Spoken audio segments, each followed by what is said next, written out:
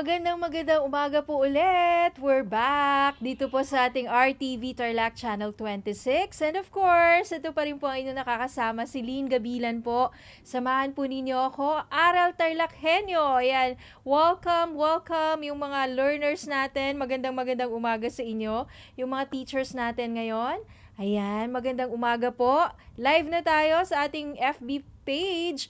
Kaya yung mga hindi pa nagla-like sa ating FB page, RTV Tarlac Channel 26 po. Ano? Yan, yes. And of course, tayo pa rin po ay napapakinggan din sa DZTC Radyo Pilipino. Ayan, magandang umaga po sa ating mga viewers dyan sa Facebook, yung mga regular pong viewers ng Facebook natin. At yung mga regular viewers po natin sa TV, yung may mga free-to-air na TV, nasa Channel 26 po tayo. Good morning po sa inyo. Miyerkules na po tayo, March 10, 2021. Ayan. So ano po yung mga balak nyo? May mga lakad ba kayo today? May mga appointments po ba? Kung meron, ako po, ready na dapat kayo. Huwag po kayong malilate sa inyong mga lakad. Ayun. And make sure na dala-dala nyo po yung inyong mga panangga. Ano yung mga panangga natin? Una, yung ating face mask.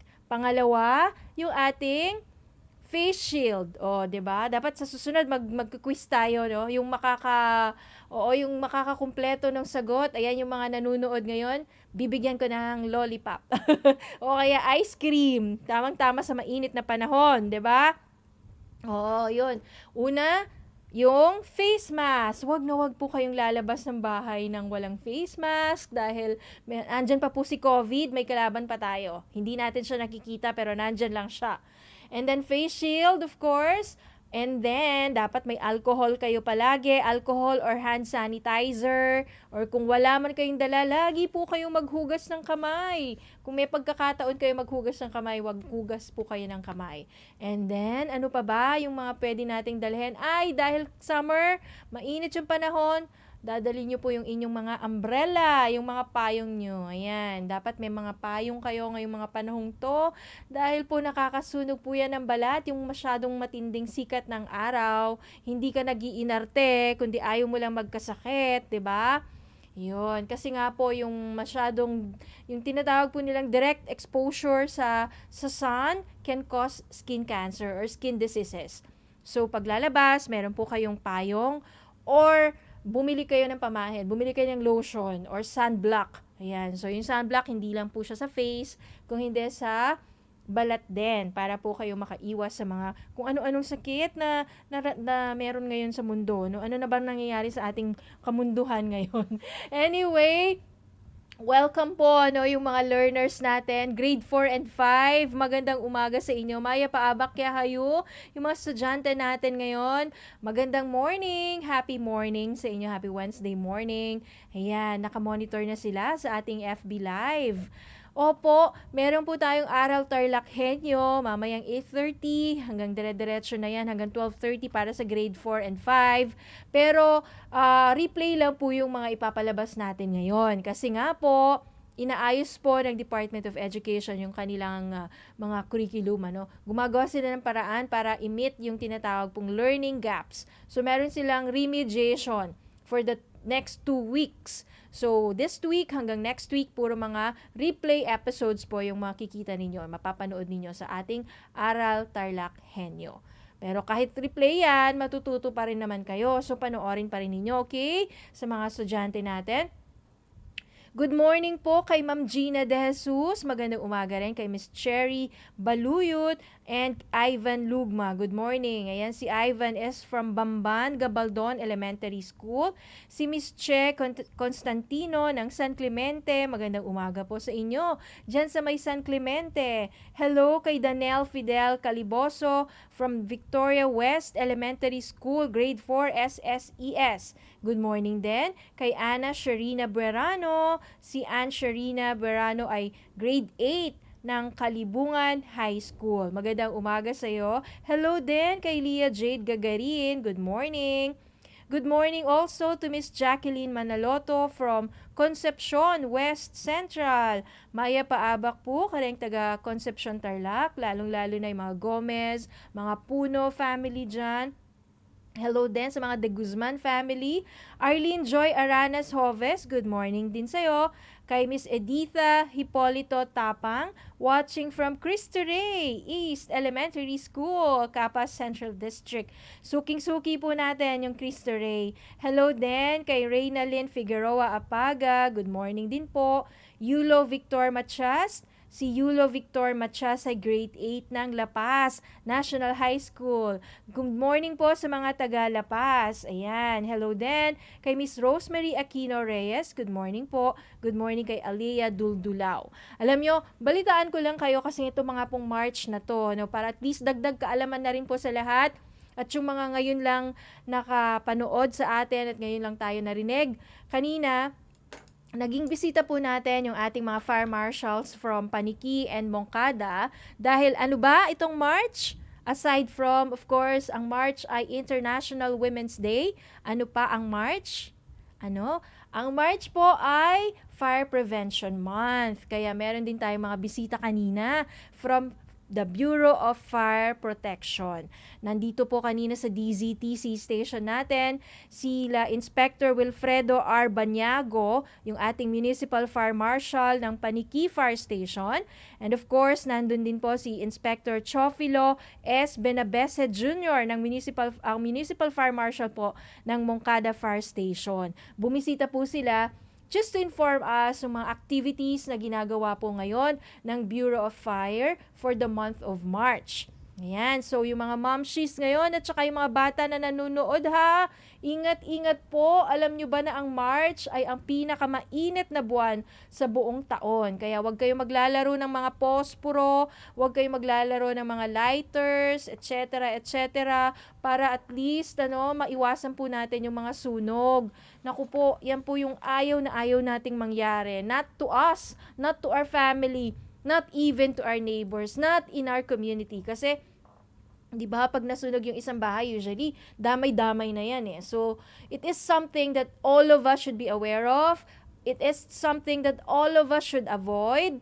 Dahil kapag nasunog, gaya nga na sinabi ko, pag nasunog yung isa, di parang posporo yan, pag nasunog yung isa, tuloy-tuloy na yan. Kasi magkakadikit yung mga bahay. So, lahat na yan, damay-damay na. Which is something hindi natin gugustuhin, no? Not even in our nightmare, not even in our dreams, ika nga. So, ayun po. Kanina, nandito sila at binigyan tayo ng mga tips kung paano po makaiwas ng sunog. Isa siguro sa mga naaalala ko, no, kahit yung mga previous na bisita natin ng mga Bureau of Fire Protection officers, is yung mag-i-invest tayo ng mga fire extinguishers o yung mga pamatay sunog sa bahay. Tsaka yung alarm. Yan, isa importante po din yan. Kung may mga sobrang budget naman kayo, kung may mga sobrang pera naman kayo, pwede kayo mag-invest sa mga ganun. Pero yun nga, binabanggit ko kanina, alam nyo ba na ang isa sa pinaka surefire way para ma-detect daw na may problema yung inyong LPG, yung amoy bulok na gulay or amoy na bulok or something, parang malapit yung mga langaw dun sa inyong LPG, alam nyo ba na kapag ka daw po ganon, talagang meron na palang leakage, may butas na yung inyong LPG, kaya dapat ipa-check nyo yan agad-agad. Ayun. Tapos pag po kayo ay magluluto, make sure po na papatayin nyo po yung apoy kapag kayo lalabas ng bahay. Baka mamaya nakalimutan nyo, ay nagluluto pala ako. Ano na kaya nangyari dun sa niluto ko? Patay. Ayun, 'di ba? Nakakalayo ka na, malayo ka na sa bahay nyo. Dun mo lang marirealize, oh my God, tas nandun pa pala yung mga anak mo. Naku po, yan po ay sana wag namang mangyari. So, papatayin nyo yan. Tapos, wag kayong mag-i-invest ng wag kayong bibili ng mga substandard na chargers. 'Di ba? Yung mga alam nyo cute lang pero pwede naman palang pagmulan niya ng sunog. At unplug yung pong mga appliances or kung ano mang hindi nyo ginagamit na mga dekuryente sa inyong bahay kapag matutulog na kayo. Kasi pwede daw po mag-overheat yan at maging sanhi po yan ng sunog. Okay? So, yan po yung ilan sa mga binanggit lang po sa atin ng ating mga fire marshals kanina na mga tips para po makaiwas sa sunog. And kung kayo po ay maka-encounter naman ng ganito na wag naman po sana, wag naman sana, eto po yung mga numbers na pwede ninyong tawagan. kung anywhere po sa buong Tarlac, pwede po kayong tumawag dito sa landline pong ito, 045-491-0475. Again, that's 045-491-0475. Sa Provincial Director's Office po yan ng BFP, ano? Or kung wala kayong landline, pwede naman po yung cellphone number 0943-700-3146. Dapat isinisave nyo po yan at ilagay nyo sa speed dial ninyo para at least, 'di ba, madali nyong makontak kung may ma-encounter man kayong sunog o kung di man kayo or kahit sino sa community ninyo. Again, that's 0943-700-3146. Kung kayo naman po ay nandyan sa may Paniki, Tarlac, ito po yung numbers na pwede po ninyong store sa mga cellphones ninyo. Ito po yung number po ng Paniki Fire Station, 045-491-0362. Again, that's 045-491-0362 or yung cellphone number po na 0923-135-7153. Again, that's 0923-135-7153. Sa Paniki Fire Station po yan. Sa may Moncada Fire Station naman, that's 985-6395. Again, 985-6395 sa Moncada. Yan, alam ko maraming learners na nanunood ngayon sa atin ng mga taga Moncada at taga Paniki. Ang cellphone number po sa Moncada Fire Station ay 0956-247-7300. Again, that's 0956-247-7300. So, napaka-importante po na alam nyo yung mga cellphone numbers na tatawagan po ninyo. Okay?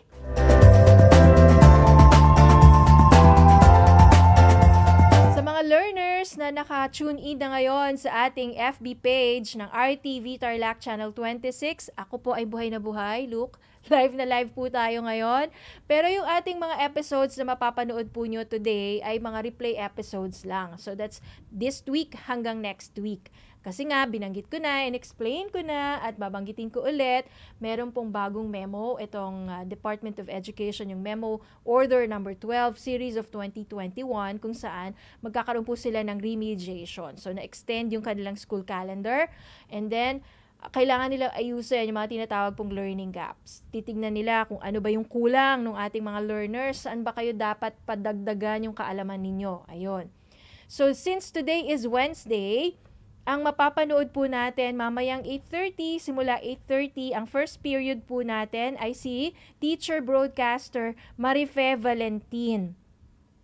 Ayan, grade 4 po muna ito, ano? So, yung first period natin mamayang 8:30 ay si Ma'am Marife Valentin. Tuturuan po niya tayo sa ESP.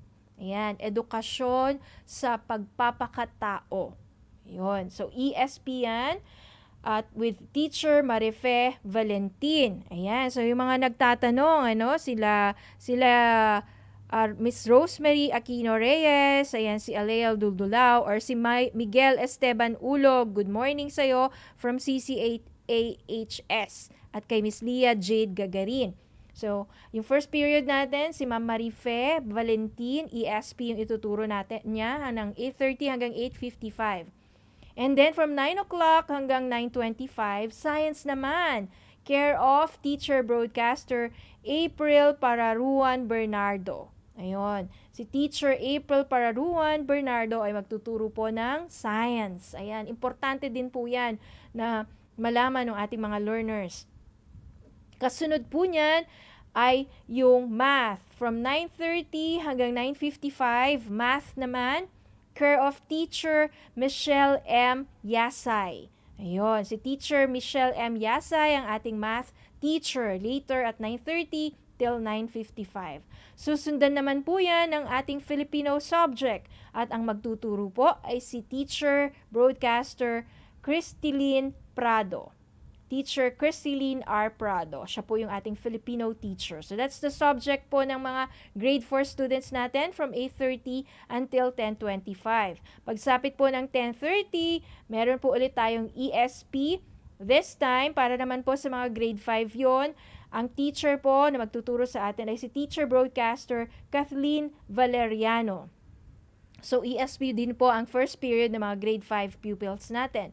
Next is Science, courtesy of teacher broadcaster LV Kabantangan Silvestre. And then Math from 11:30 hanggang 11:55, care of teacher broadcaster Raymar Pedroche. And then, from 12 o'clock till 12:25, si Teacher Cristeline R. Prado ay magbabalik para magturo ulit ng Filipino. So, ayan po yung mga klase natin this morning, grade 4 and 5 learners. Take note, yan po yung mga subjects na mapapanood natin mamaya po pagkatapos ko dito. From 8:30 until 12:25. Then, babalik ako ng 12:30, na breaker ulit tayo to welcome naman the afternoon classes for our junior high school students. Yung mga grade 8 and 9 naman sa hapon. So, ayan. Batiin na rin natin yung mga nanunood po ngayon sa ating FB Live. Si Miss Arlen Pasco. Hello kay Ivan Pasco watching from Victoria West Central Elementary School. Kay Ma'am Vilma Tamundong, good morning po, watching from Lara Elementary School, La Paz North District.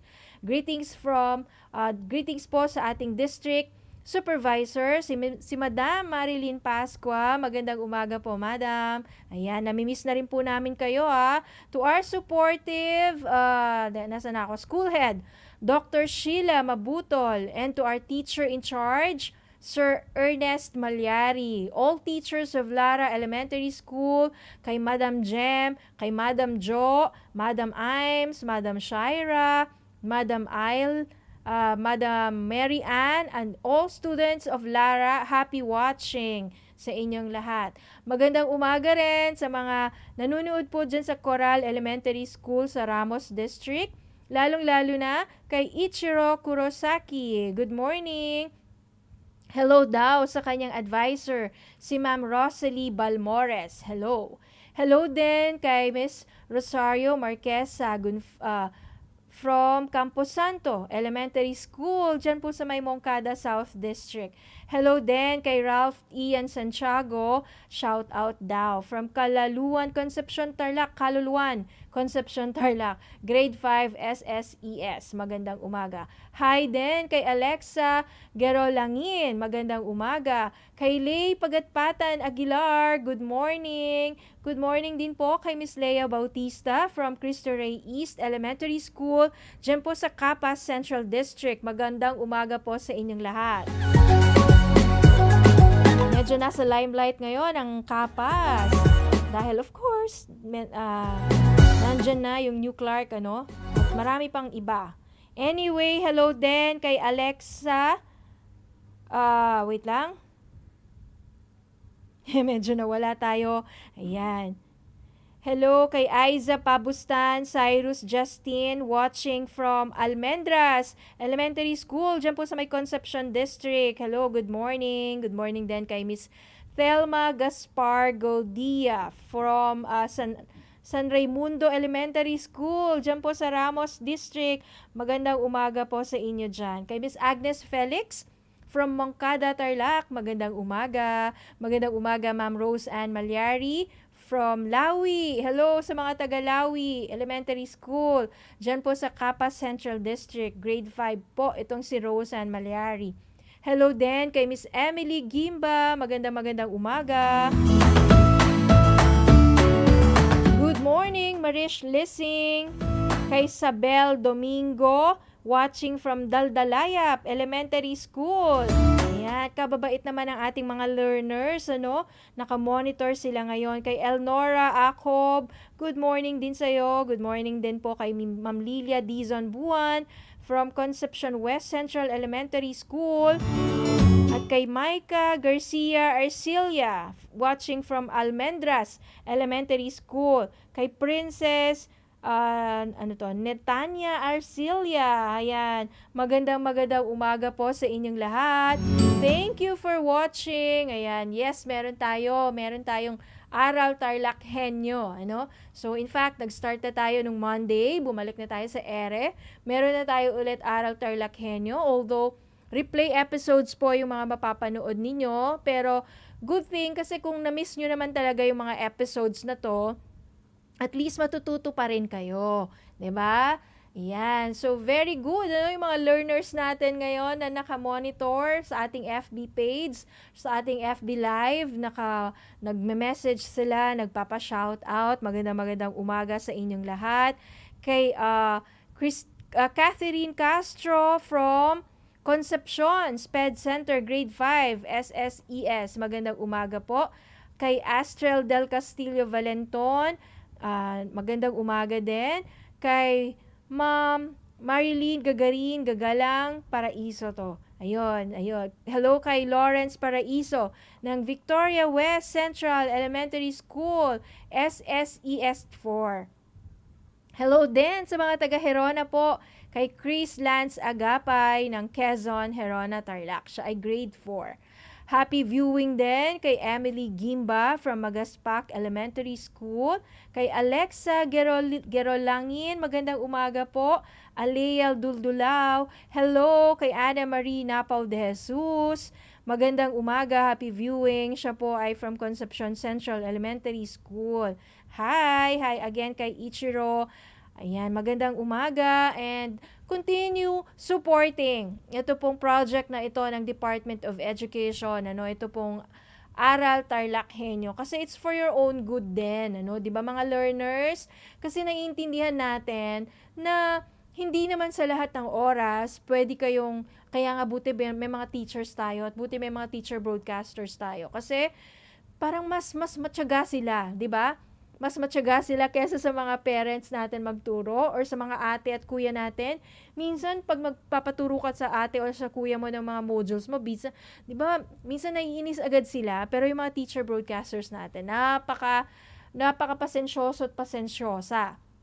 Kaya pasalamat tayo at may mga teacher broadcasters tayo na talagang handang tulungan tayo. 'Di ba? Kaya suportahan po natin itong mga ganitong proyekto, yung radio broadcasting instruction, radio broadcast, radio and TV broadcast instruction po ng Department of Education. Ito nga, yung Aral TarlakHenyo, kasi matututo tayo talaga kasi tutulungan tayo ng ating mga teacher broadcasters. Wala na kasi tayo sa mga classrooms natin.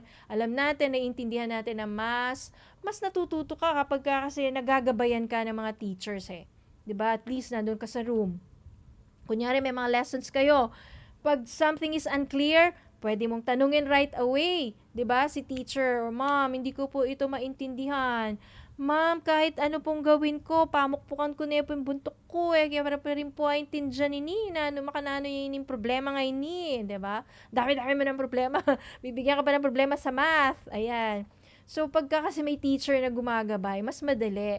Mas na-explain sa'yo na maayos, diba? Kasi inaral nila yun So, kabisado nila kung ano yung gagawin, kung ano yung treatment na gagawin. Like, syempre, yung mga parents, hindi naman sila teachers. So, yung mga teachers talagang napakahusay, napaka malumanay yung sila magturo, 'di ba? Yung mga parents minsan mas mabilis yung pagpindot sa iyo, kandutan na kaagad, 'di ba? So, ayun. Anyway, abangan po natin yung susunod na palatuntunan, yung ating mga learners dyan. Manood lang kayo, dyan lang kayo sa inyong mga bahay-bahay ha. Mag-aral kayong mabuti, pakinggan natin ang ating mga teacher broadcasters. Maraming salamat po. Ingat po kayo lagi. Bukas or mamaya babalik ako 12:30 till 1 o'clock. Samahan po ulit ninyo ako. Yung mga nagpapa-shoutout, mamaya na po yan.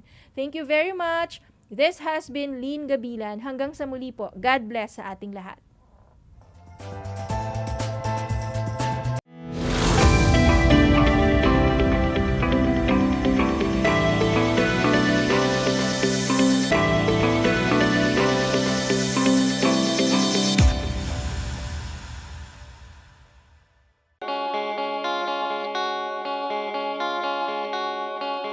Upang matugunan ang mga kinakaharap na pagsubok ng mga guro at mag-aaral sa gitna ng kasalukuyang pandemya, nagsanib tulong sina Congressman Charlie Cojuangco ng unang distrito ng Tarlac, DEPED Region 3 Regional Director Dr. May B. Eclar at Tarlac Schools Division Superintendent Dr. Ronaldo Pozon para sa isang napapanahong proyekto na tinaguriang Project Shine, Aral TarlakHenyo.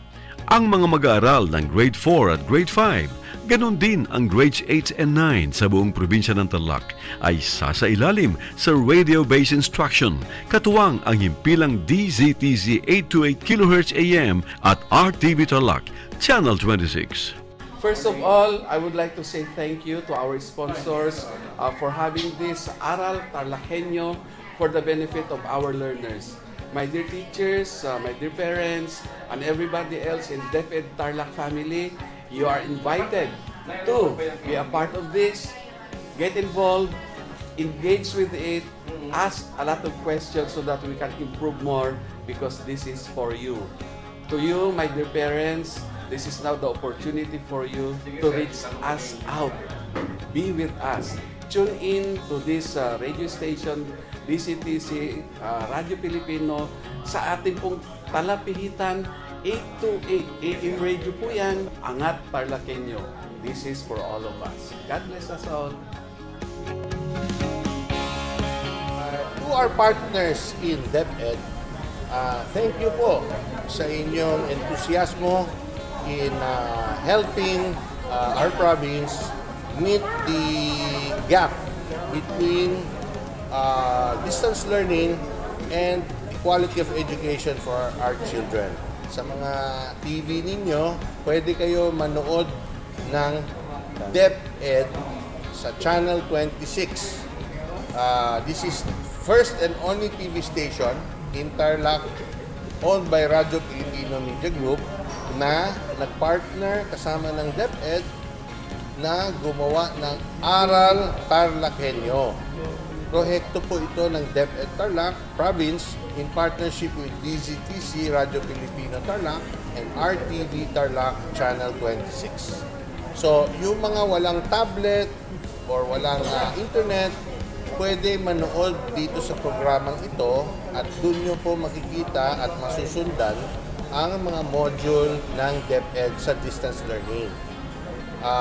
Yung iba pong nakatira, hindi sa Tarlac City, kailangan po mag-Facebook at i-punch in nyo RTV Tarlac Channel 26 on Facebook. Makikita nyo rin yung mga module sa mga handheld devices o cellphones o tablet niyo. So, thank you again to DepEd for being open-minded and helping us meet the challenges of tomorrow.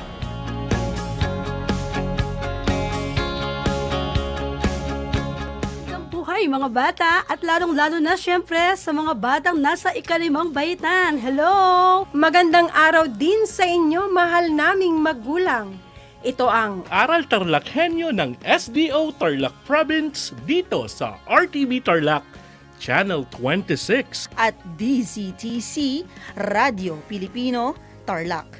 Ako si Diana Vivacun, ang inyong teacher broadcaster para sa Homeroom Guidance Grade 9 na sasamahan ka. At gagabayan kayo sa Most Essential Learning Competency na pagbibigay alam sa kinauukulan. Good morning and happy learning, grade 4. Welcome to Aral TarlakHenyo here on RTV Tarlac, Channel 26. Simulcast over DZTZ 828, Radio Filipino Tarlac. I am Teacher Mercy Pacheco Bognot. This is Alistair Aidatu. I am Marie Josephine B. Andrade. I am Teacher Princess Marie M. Dueñas, and I will be your teacher broadcaster for today.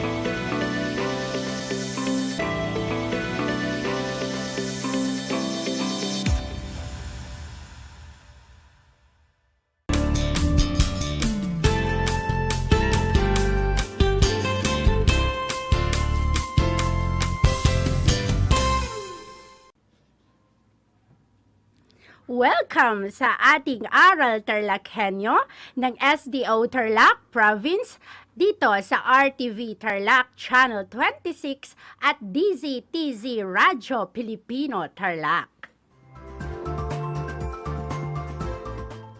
Magandang buhay, mabuting tao. Kumusta kayo mga giliw kong tagapakinig?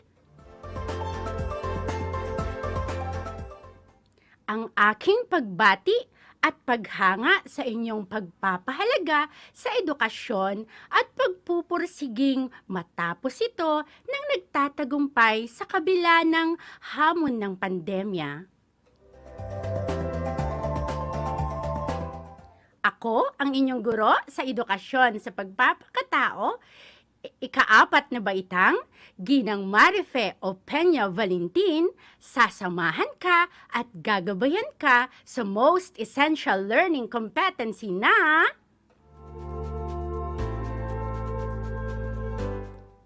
nakapagpapakita ng paggalang sa pamamagitan ng pakikinig kapag may nagsasalita o nagpapaliwanag.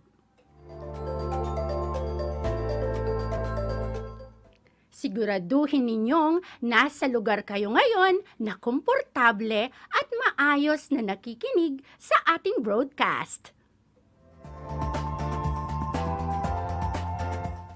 Matanong ko lang, kumain na ba kayo? Mabuti kung ganon at may laman ang inyong mga tiyan upang maging listo. Yan ang unang gawain sa umaga ng batang Pilipino, batang matalino, batang may respeto, handang matuto.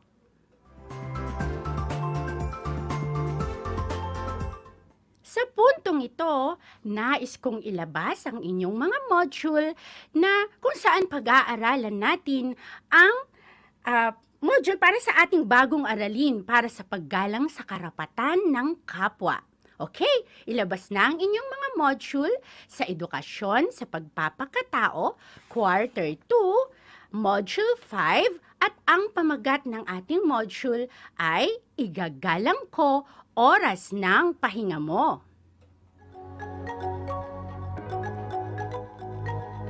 Yan ang pabalat na pahina ng ating module. Bago natin simulan ang bago nating leksyon ngayong araw, ay gusto ko lamang ipaalala kung ano yung napag-aralan natin nung isang araw. Natatandaan niyo pa ba yun? Ano na nga ba ang mga pangangailangan ng taong may sakit?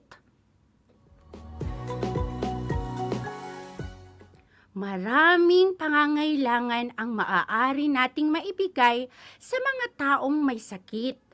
Una ay ang tamang pag-aaruga, malinis na kapaligiran, at tahimik na silid-tulugan. Yan ba ang inyong mga isinagot? Magaling! Natutuwa ako at inyo pang natatandaan ang ating nakaraang leksyon. Ngayon mga bata, handa na ba kayo para sa ating bagong leksyon? Magaling! So, sabay-sabay nating sabihin, Batang TarlakHenyo, handang-handa na! Kung kailangan ninyong magbanyo, ay gawin na ninyo ngayon dahil sa ilang saglit lang ay aking ituturo na ang bago nating leksyon.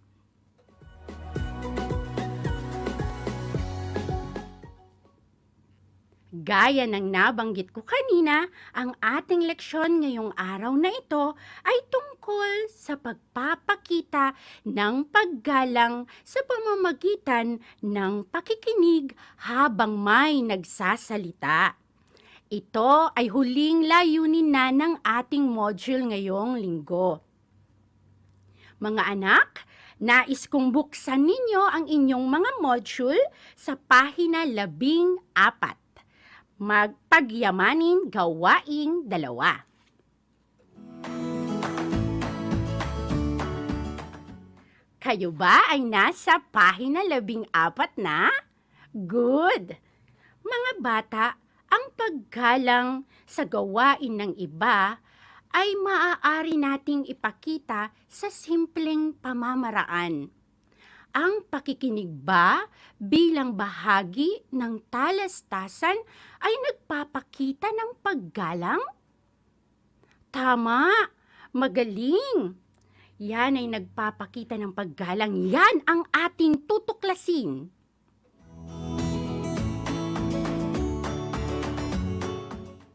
Tunghayan at pag-aralang mabuti ang mga larawan sa pahina 14.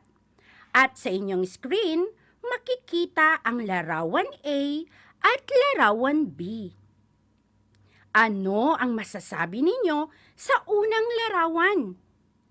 Makikita sa unang larawan ang isang batang nag-aaral na ginugulo ng ibang mga bata. Tama kaya? Tama ba? Tama ang iyong nakikita ngayon. Sa pangalawang larawan, ito ay larawan ng mga mag-aaral na nakikinig sa sinasabi ng isa nilang miyembro. Tama ka kung yan ang iyong nakikita. Ano naman ang inyong naramdaman habang tinitignan ninyo ang mga larawan? Ilahad ang iyong gagawin kung ikaw ang batang ginugulo habang nag-aaral. Aha, sabi ni Cyril mula sa ating FB Live chat box, malulungkot. Tama ka, Cyril. Nakakalungkot nga naman, anak, kapag hindi ka pinakikinggan habang ikaw ay nagsasalita, hindi ba? At kung ikaw ang batang nagsasalita, habang nakikinig lahat ng iyong kaklase, ano naman ang iyong magiging reaksyon? Masaya ka ba?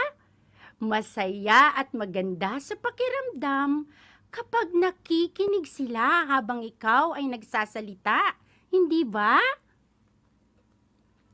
Ngayon naman, mga bata, magbigay kayo ng mga pangyayari o sitwasyon na nagpapakita ng paggalang lalo na sa pakikipagtalastasan. Sasamahan kayo ni nanay, ni tatay o ng sino mang tagapagturo ninyo sa inyong bahay. Yan ay pagkatapos nyo akong panoorin ngayong araw.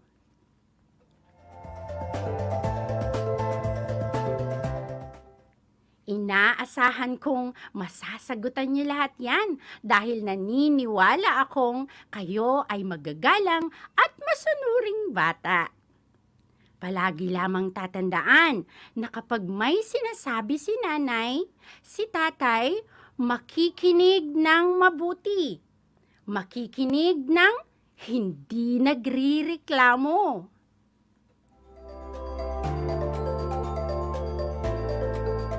Nais kong kunin muli ninyo ang inyong mga module sa suriin. Hanapin nyo ang suriin, pahina 12.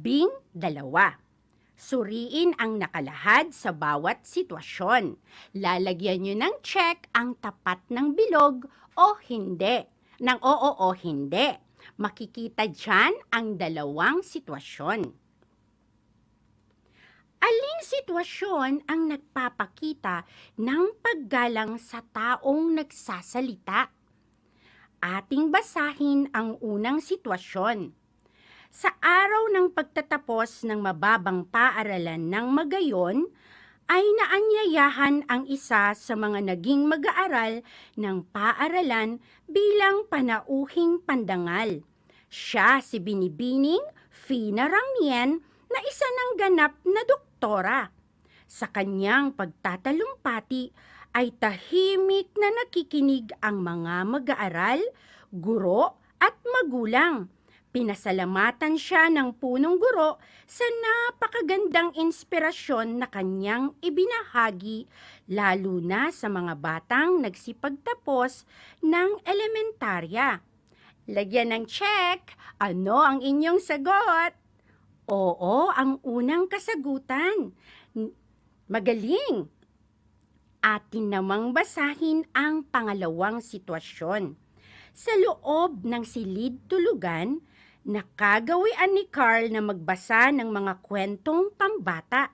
Magiliw niya itong binabasa pagkatapos ng pananghalian. Subalit, narinig niya ang napakalakas na tugtog buhat sa kanilang sala.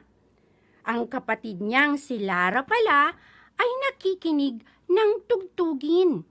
Upang hindi sila mag-away, ay pinagsabihan niya ito na hinaan upang hindi makaabala sa kanyang pagbabasa. Ngunit walang nangyari sa kanyang pakiusap. Patuloy pa rin ang malakas na tugtog. Ano naman ang tamang sagot para sa pangalawang sitwasyon? Hindi ang sagot sa ikalawang sitwasyon. Tama ang iyong sagot. Bakit? Dahil hindi nakinig ang kanyang kapatid sa pakiusap ni Carl kay Laura.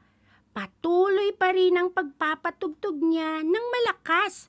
Yan ang huwag na huwag ninyong tutularan. Ngayon, mga bata, bakit mahalagang igalang ang taong nagsasalita? Mahalagang igalang ang taong nagsasalita upang maintindihan at magkaunawaan. Kahanga-hanga kung yan ang inyong mga isinagot. Okay, so inaasahan kong sasagutan ninyo ito o tatandaan kung ano ang nais mong gawin ng kapwa mo sa'yo. Yun ang dapat mong gawin sa kanila.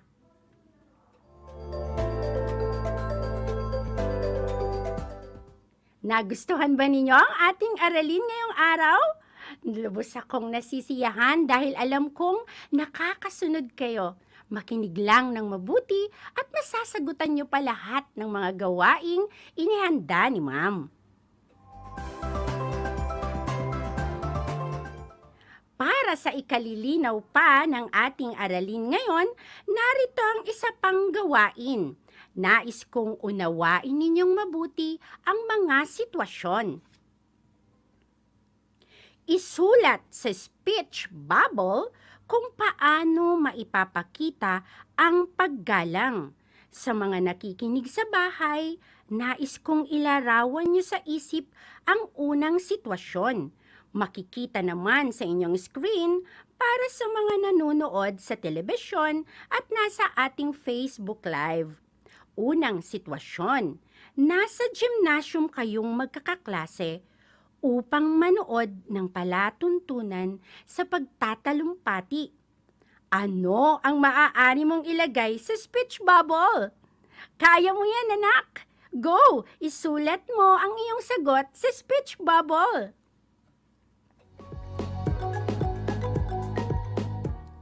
Para sa ikalawang sitwasyon, nagkaroon ng pagkakataon na mangampanya sa iyong silid-aralan ang mga kandidato sa eleksyon ng Supreme Pupils Government sa inyong paaralan. Ang mga kandidato ay magtatalumpati, subalit naiinip ka na dahil sa tagal ng kanilang pagsasalita. Sa speech bubble mo ilagay ang nais mong sabihin.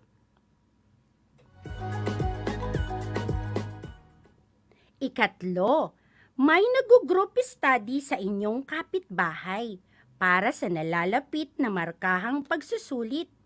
Subalit, napakalakas ng pagpapatugtog ng musika ng iyong kapatid na alam mong nakaaabot sa inyong kapitbahay. Ano ang iyong sasabihin? O siya mga bata, punan na ninyo ang mga speech bubble na nasa sitwasyong nakatala.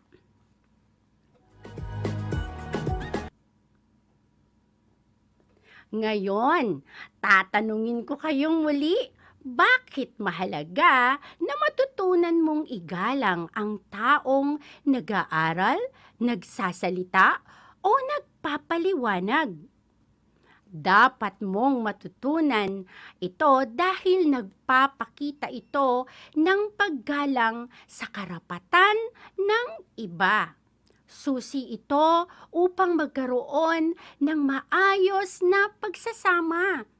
At Ang pakikinig sa taong nagsasalita o nagpapaliwanag ay nagpapakita ng paggalang.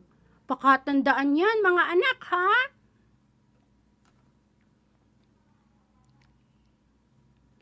Tandaan din na bahagi ng pakikipagkapwa-tao ang pagpapakita ng paggalang at kabutihan sa iba. Ang mga pagpapahalagang ito ay nakabatay sa kung paano nararapat na kumilos at gumawa ang tao para sa kanyang sarili, sa kanyang kapwa, sa bansa at sa Diyos. Makikita yan sa screen. Ang isang halimbawa.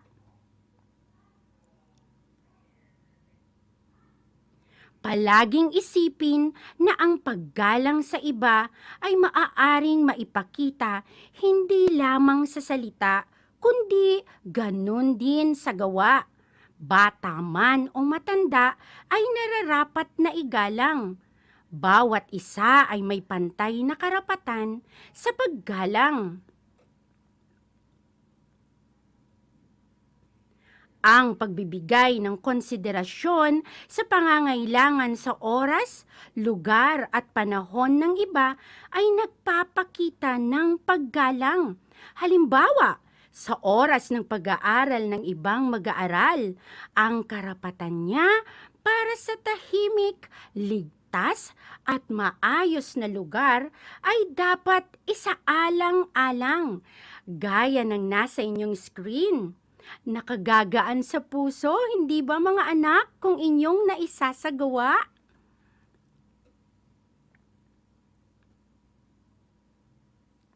Upang mas lalo ninyong maintindihan, narito pa ang isa nating gawain. Nais kong buksan ninyo ang inyong mga module sa pahina 7. Subuking gumuhit ng timbangan sa inyong kwaderno. Sa inyong screen, yan ang larawan ng timbangan. Gamit ang timbangan, ilagay sa kanang bahagi nito ang mga bilang ng bagay na nagawa mo na at ginagawa mo hanggang sa kasalukuyan. Ilagay naman sa kaliwa ang mga bilang ng mga bagay na hindi mo pa nagagawa. Nasundan ba ninyo ang panuto? Mahusay kung ganon. Okay, atin nang simulan at timbang-timbangin ang inyong mga kasagutan.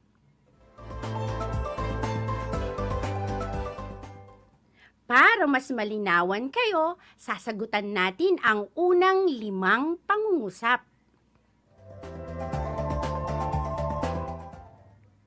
Una, nakikinig ako kapag may nagsasalita. Saang timbangan mo siya ilalagay? Sa kanan o kaliwa? Sa kanan? Sa kanang timbangan niyo ba inilagay? Mahusay! Patunay na iyong ginagawa ang pakikinig sa nagsasalita. At ang pangalawang pangungusap, ibinabalik ko ng tahimik ang gamit na aking hiniram, lalo na kapag nag-aaral ang may-ari nito. Saang timbangan mo ilalagay?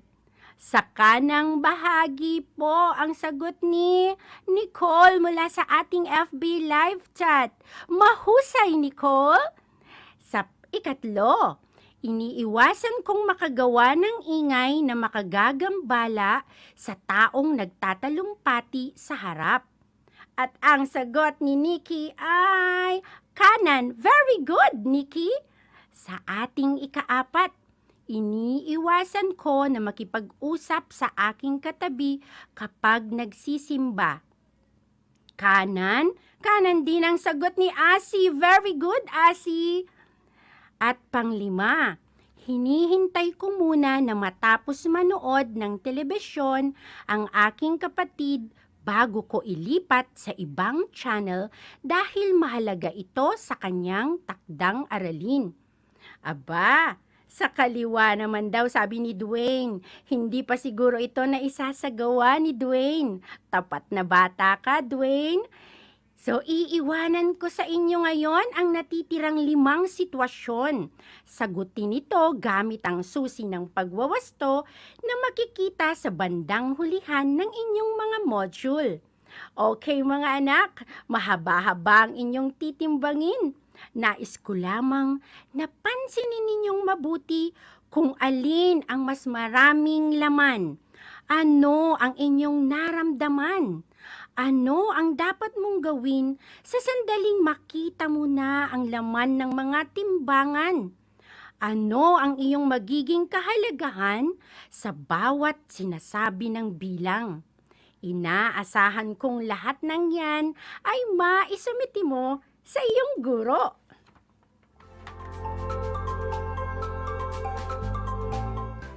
Para sa susunod nating gawain, gumawa kayo ngayon ng diagram at makikita sa inyong screen sa loob ng bawat bilog isulat ang pangalan ng mga tao na iyong iginagalang habang sila ay nag-aaral o kaya ay pinakikinggan. Ilagay sa bawat kahon kung paano mo naman ito naipakita. Gawin ito sa iyong kwaderno. Halimbawa, sa unang kahon, araw ng Lunes, si Ginang Santos ang taong iyong pinakinggan. Siya ang nasa loob ng bilog at ang kahon na nasa taas nito ay kung paano mo siya pinakinggan. Halimbawa, nakinig ako sa kanyang pagtuturo. Nakuha ba mga bata? Salamat naman at malinaw mong nakuha. Gawin mo yan pagkatapos mong makinig o manood sa akin ngayong araw.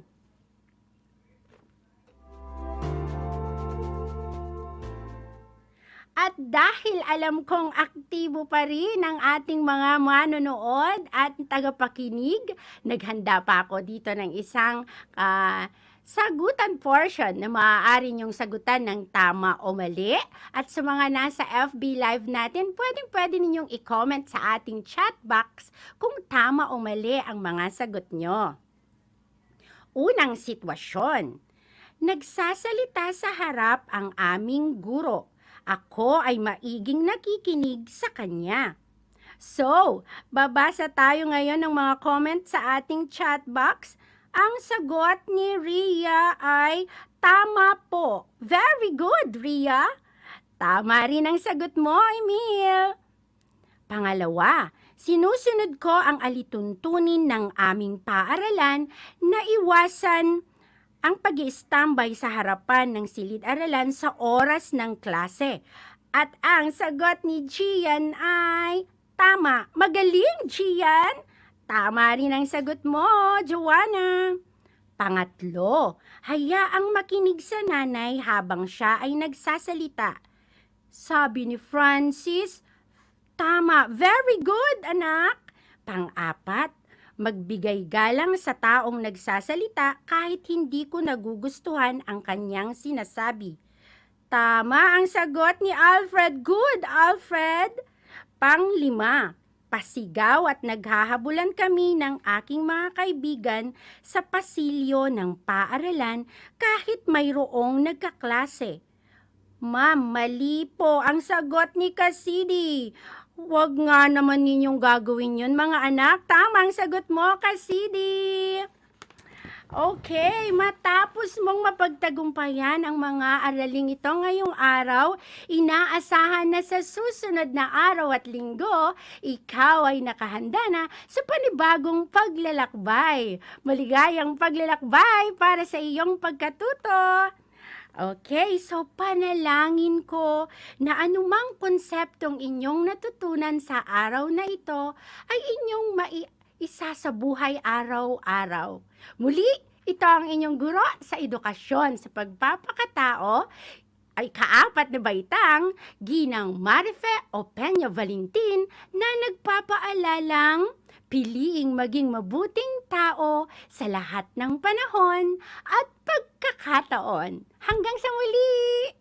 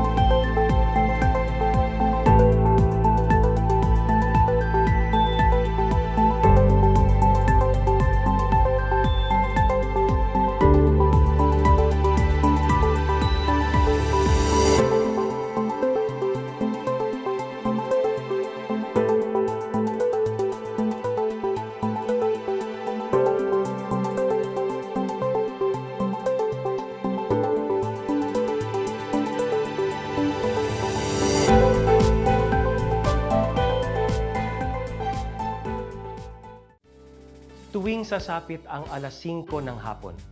Parangalan natin ang ating mga kababayan na nasa unahan laban sa COVID-19. Lumabas tayo sa pintuan ng ating mga tahanan. Dumungaw tayo sa ating mga bintana. At atin silang bigyan ng masigabong palakpakan. Gumawa tayo ng ingay. Ipagbunyi ang ating frontliners. At ipahayag ang ating walang hanggang suporta sa kanilang kabayanihan. Gusto ko lang pong i-take itong opportunity ito para magpasalamat sa lahat ng mga doktor at nurses, especially yung mga nag-alaga po sa akin, sa buong Asian Hospital, at sa lahat po ng ating frontliners. Umawit tayo at sumayaw at ipakita ang ating talento bilang pagsaludo sa mga bayaning nasa unahan. Talunin natin ang COVID-19. Sama-sama nating pagalingin ang ating inang bayan. Kaya natin to. We heal as one.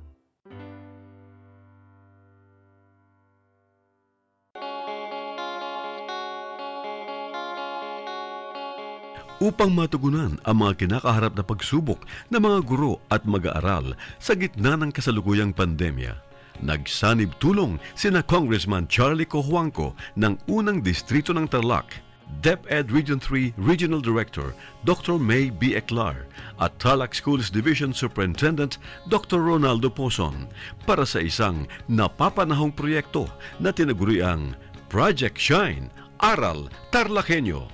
Ang mga mag-aaral ng Grade 4 at Grade 5, ganon din ang Grades 8 and 9 sa buong probinsya ng Tarlac ay sasailalim sa radio-based instruction, katuwang ang himpilang DZTZ 828 kHz AM at RTV Tarlac, Channel 26.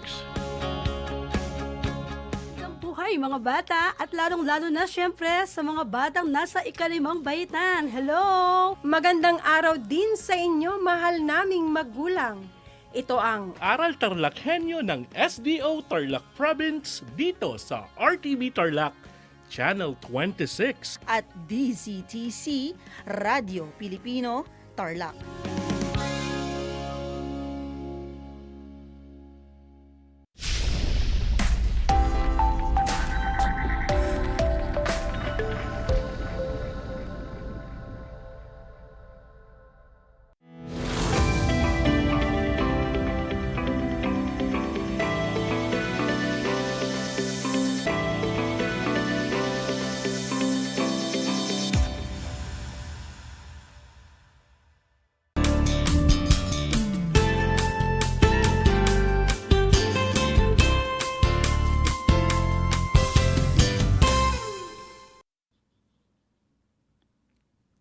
So you're still watching Aral TarlakHenyo here on RTV Channel 36.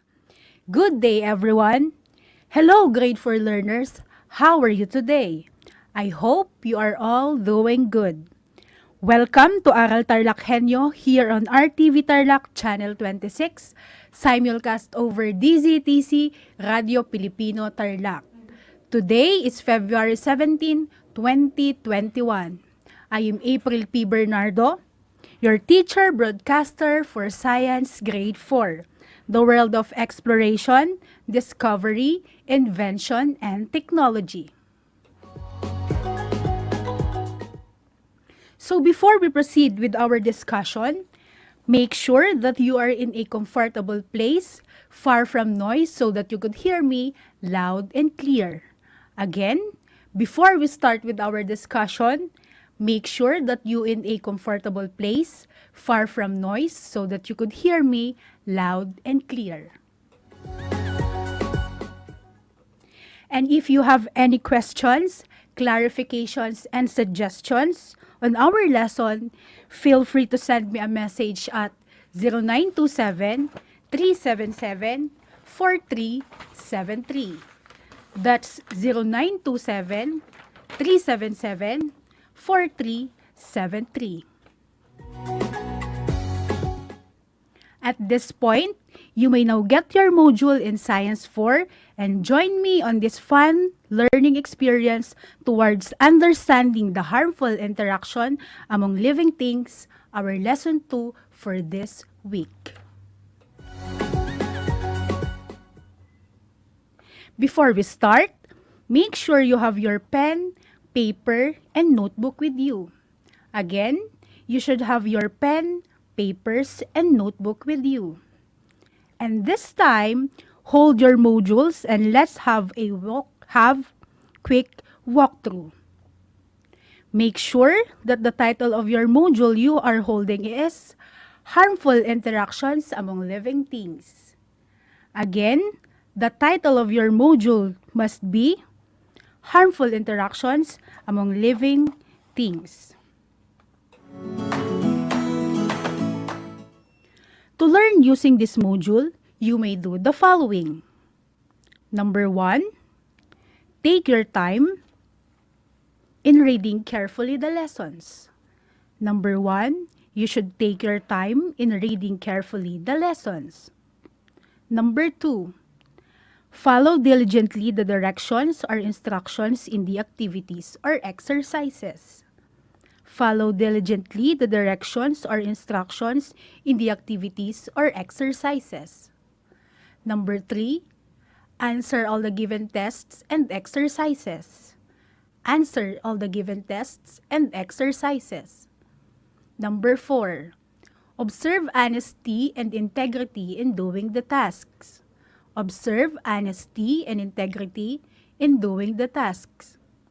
Number 5, finish the task at hand before proceeding to the next. Finish the task at hand before proceeding to the next.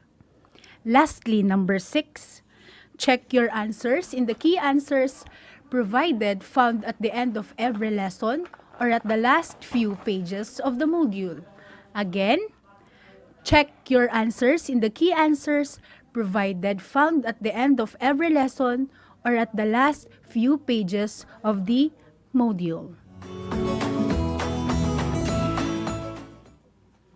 Once again, good morning, my dear grade 4 pupils. Today, we will be discussing the harmful interactions among living things. I repeat, today, we will be talking about the different harmful interactions among living things. And after going through this module, you are expected to Number 1, identify the types of harmful interaction among living things and organisms. Again, you will be discussing the different interactions among living things. Number 2, identify the interactions and relationship among living things. Identify the interactions and relationships among living things. And number 3, describe the different kinds of harmful interactions among living things. Once again, for number 3, describe the harmful interactions among living things. All right, kids, as we begin the discussion, the skills in science that you will be developing are observing and inferring. Again, the skills in science that you will be developing are observing and inferring. Since we are all set, let us begin our fun and fruitful discussion today. Now, my dear grade 4 learners, turn your module on page number 10. Are you now on page 10? Very good. So kindly get your pen and paper and let us answer the activity. Again, I want you to get your pen and paper and let us answer the activity. The direction for the first activity is provide the missing letters to form a word. So we have here a crossword puzzle. Again, the direction is you will be providing the missing letters to form a word. So as you can see, there are letters that serves as clue to the answers. The word clues are the following. For number 1, it is an interaction where organisms compete for survival. Our word clue for number 1 is, it is an interaction where organisms compete for survival. Our second clue is, This is a relationship that involves a predator and a prey. Again, it is a relationship that involves a predator and a prey. For number 3, in parasitism, the one that is affected most is what you called. Again, in parasitism, the one that is affected most is cold. For our fourth clue, in predation, the one that is eaten is what you called. For number 4, the one that is eaten in predation is what you called. And our fifth clue is, the organism that benefit from a parasitism interaction is what you called. Again, the organism that benefited from parasitism interaction is what you called. Now class, it is time for you to answer the activity. So after that, we are going to answer it one by one. So now kids, get your pens and answer the crossword puzzle.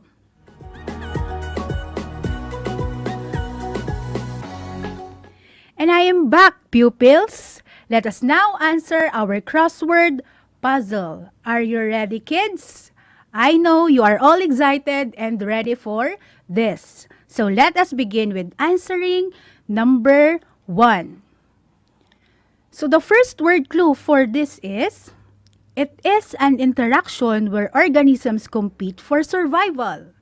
Our answer is very good. It is competition from the word survival and compete. Number 2, this relationship involves a predator and a prey.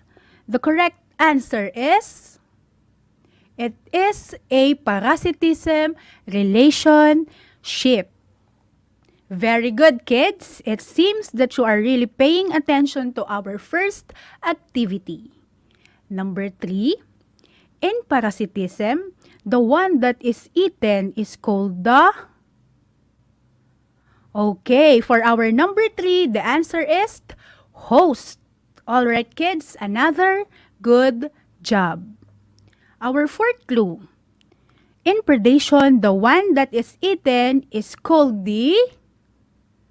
Very good. It is the prey. And for number 5, the organism that benefits from a parasitism interaction is what you called? Okay, for number 5, it is what you called parasite. So kids, I know that you are already excited for our activities and our discussion. So let us now have our discussion. Before that, I want you to turn your modules on page 9. Again, turn your modules on page 9. And let's get us started. So, interactions among living things in the ecosystem are not always beneficial to the organisms involved in the ecological relationship in order for them to survive. Some organisms are into harmful interactions with others in order to survive.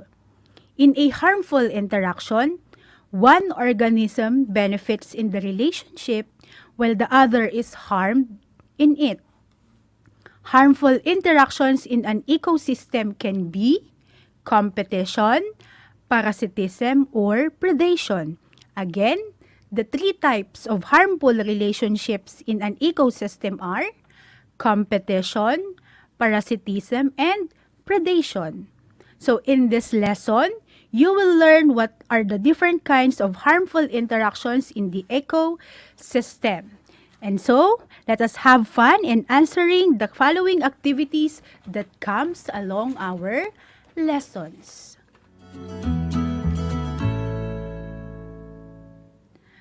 Alright, kids, now that you have learned the different kinds of interaction among the ecological relationship, again, I want you to turn your modules on page 11. Again, turn your modules on page 11. Are you now on page 11, kids? Very good.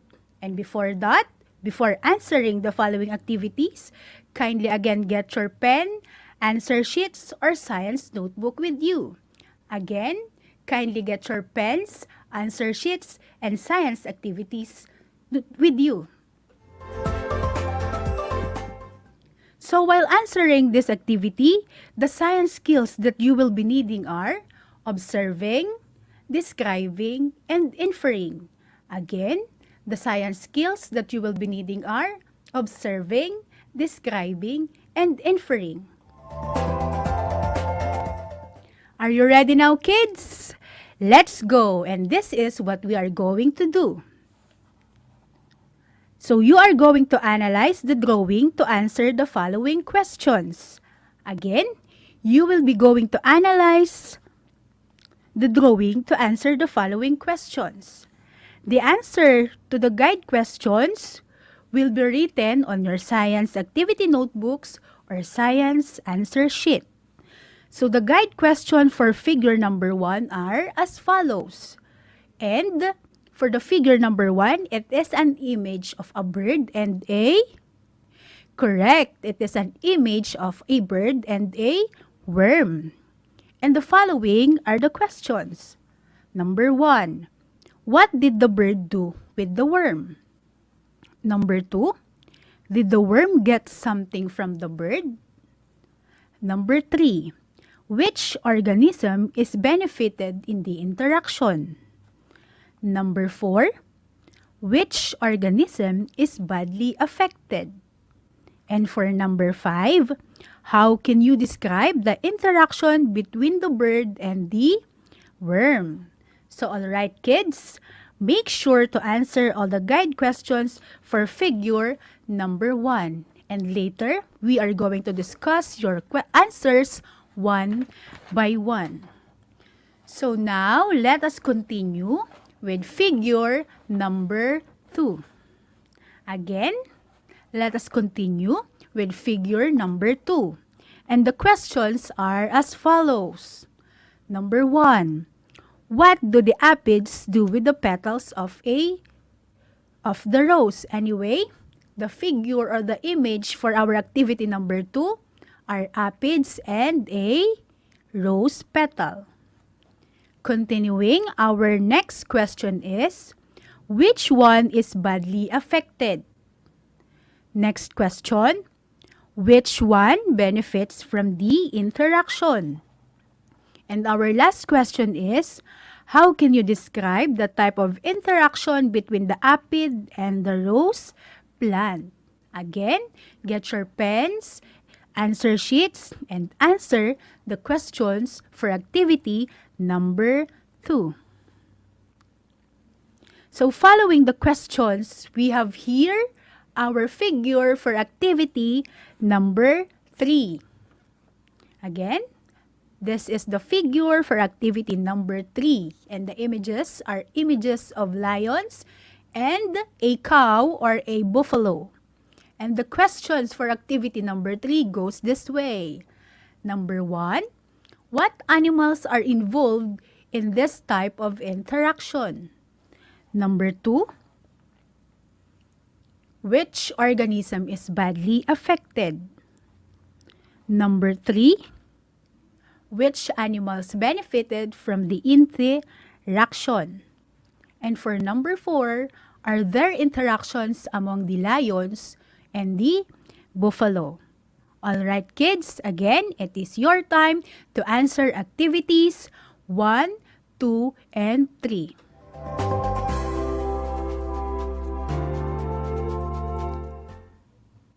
And I am back, kids. I know that you already answered all the given questions in our activity. And now, it is time for us to answer the questions one by one. Again, let us see what are the answers for activity number 1. For activity number 1, it is a picture of an aphids and a rose. And the questions and answer goes this way. What did the bird do with the worm? The answer is, the bird eats the worm. Number 2, did the worm get something from the bird? The answer is, no. For number 3, Which organism is benefited in the interaction? The answer is the bird is benefited. Number 4. Which organisms is badly affected? The answer is the worm is badly affected. And number 5, how can you describe the interaction between the bird and the worm? So my answer is the bird is benefited because it eats the worm and the worm was killed. So that is the answer for our activity number 1. For our next activity, which is activity number 2, what do the aphids do with the petals of roses? The answer, the aphid sucks the juice of the rose plant. Next, which one is badly affected? The answer is the rose. Number 3, which one benefits from the interaction? The answer, the aphids. And number 4, how can you describe the type of interaction between the aphids and the rose plant? The answer is the aphids depends on the rose plants to live. And for our activity number 3, the answer are as follows. Question, what animals are involved in this type of interaction? The answer, the lions and the buffaloes or the carabao. For number 2, which organism is badly affected? The answer is the buffalo or the carabaos are the ones that is being affected the most. And for number 3, which animals benefited from the interaction? The answer is the lions. And for our fourth question, are there interactions among the lions? Our answer is definitely yes. So that is our activity. And now, let us continue our discussions about the harmful ecological relationships among living things. So harmful interactions or ecological relationships occur between two types of organisms in the ecosystem. The interaction is based on a feeding relationship between the two participating organisms. The first kind of harmful interaction is what you call predation. So for predation, one organism is benefited while the other is badly affected. It is being killed or eaten. So in the ecosystem, this is a natural control of the size of population of an organism. So the organisms in the relationship are the following. Number 1, the predator. And when we say predator, the organism that benefits in the relationship. And the second one is the prey, the one that is eaten. So a perfect example of this kind of relationship is a bird and a worm, wherein the bird serves as the predator and the worm serves as the prey. So the next kind of harmful interaction is what you call the parasitism. And when we say parasitism, one organism is benefited while the other one is harmed or badly affected. The following are the organisms in this interaction. The first one is what you call the parasite. And when we say parasite, it is the organism that benefits in the relationships. May be found outside the body, what we call the external parasite, or it is found inside our body. It is what you call the internal parasites. And the host, it is the organisms that harmed or badly affected. Examples of this are ticks and dogs. The ticks are the parasite and the dog is the host. So some parasites do slight harm to the host. Others can kill their host. A good examples of these are aphids and the rose plant. So aphids suck the juice of the soft plant and damaging the rose plant. The third kind of harmful interaction is what you call the competition. So when we say competition, it is striving between organisms for the things needed for survival in order for them to live. Organisms may compete for food, shelter, sunshine, space, things, and other in order for them to live. So kids, those were the 3 kinds of harmful relationships in an ecosystem. It is what you called number 1, predation, number 2, parasitism, and number 3, it is what you called competition. So as we go further, I want you to turn your modules on the pages wherein you can find different kinds of activities, and I know you can answer very well with this. Okay, kids? Once again, I want you to ask for help of your parents so that you can answer the following activities about our harmful interactions in the ecosystem. Again, that is competition, parasitism, and predation. So kids, I know you have a good time in listening to our discussion this day. So you are doing a great job, kids, and I hope you fully understand the harmful interactions among living things. If you have some questions, you may still text me at 0927-377-4373, and I will do my best to answer your questions even if we are not on air.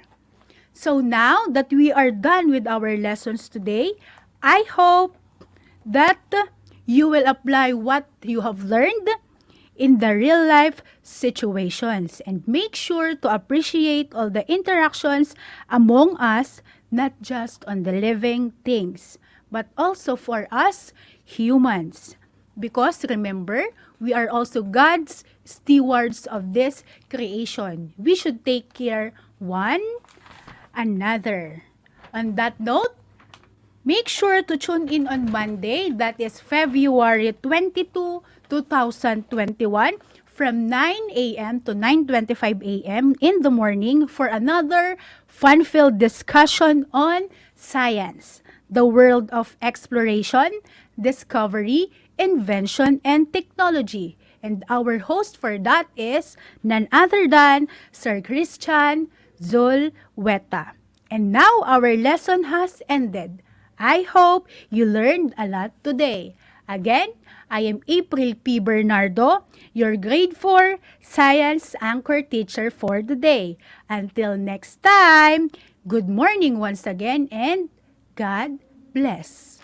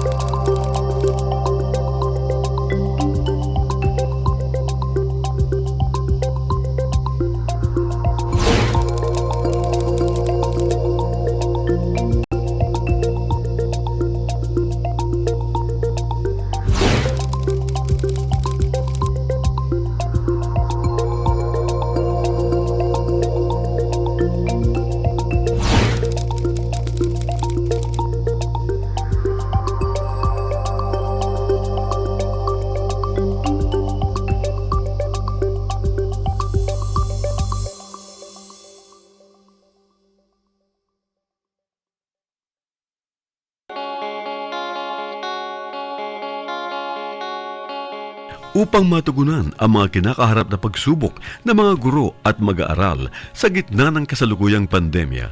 Nagsanib tulong sina Congressman Charlie Cojuangco ng unang distrito ng Tarlac, DEPED Region 3 Regional Director Dr. May B. Eclar at Tarlac Schools Division Superintendent Dr. Ronaldo Pozon para sa isang napapanahong proyekto na tinaguriang Project Shine, Aral TarlakHenyo.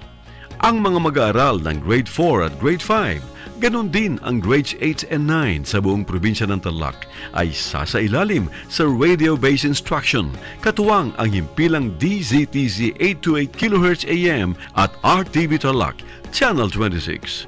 First of all, I would like to say thank you to our sponsors for having this Aral TarlakHenyo for the benefit of our learners.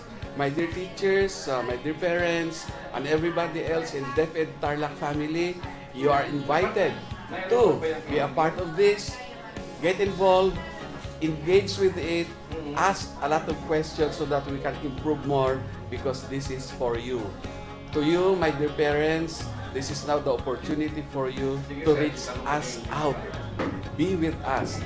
Tune in to this radio station, DCTC, Radio Pilipino, sa ating pong talapihitan, 828 AM radio po yan, Angat TarlakHenyo. This is for all of us. God bless us all.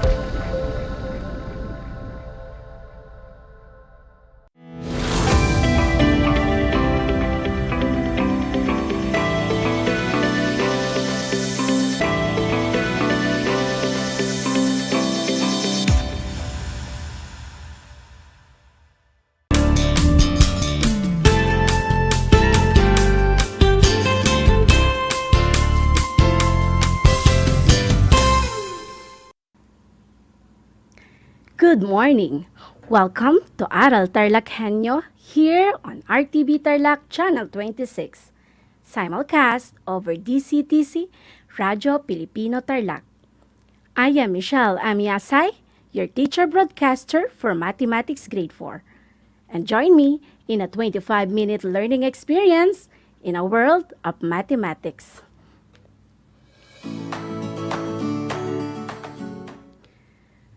Good morning, Grade 4 listeners. Are you ready to take a new challenge to become Batang Matalino? All right, get ready and join me as we walk through with our new lesson, which is renaming decimal numbers to fractions, and fractions whose denominators are factors of 10 and 100 to decimals. Before we move on, may I request our Grade 4 learners to get your pen, paper, your module, or your compendium of notes together with your worksheets. I will give you 10 seconds to do it.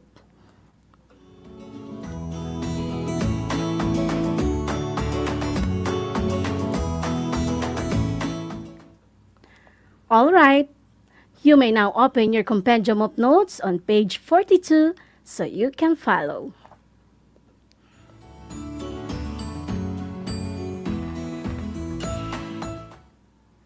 But first, let us have a recap on our previous lesson. Can you tell what is our lesson last Monday? Right. Last lesson was discussed by teacher Ana Lisa Lopez, and it is about visualizing decimal numbers using models to show the relationship to fraction. In visualizing decimal numbers, we use grid, blocks, number lines, or money. And remember, a decimal number is a fractions whose denominators are power of 10 and whose numerator is expressed by figures placed to the right of a decimal point. The period that appears with every decimal number is called a decimal point. And in case, when there is no whole number, a zero is placed before the decimal point. Did you get that? I'm sure you will. Okay, I think you are now ready for today's lesson.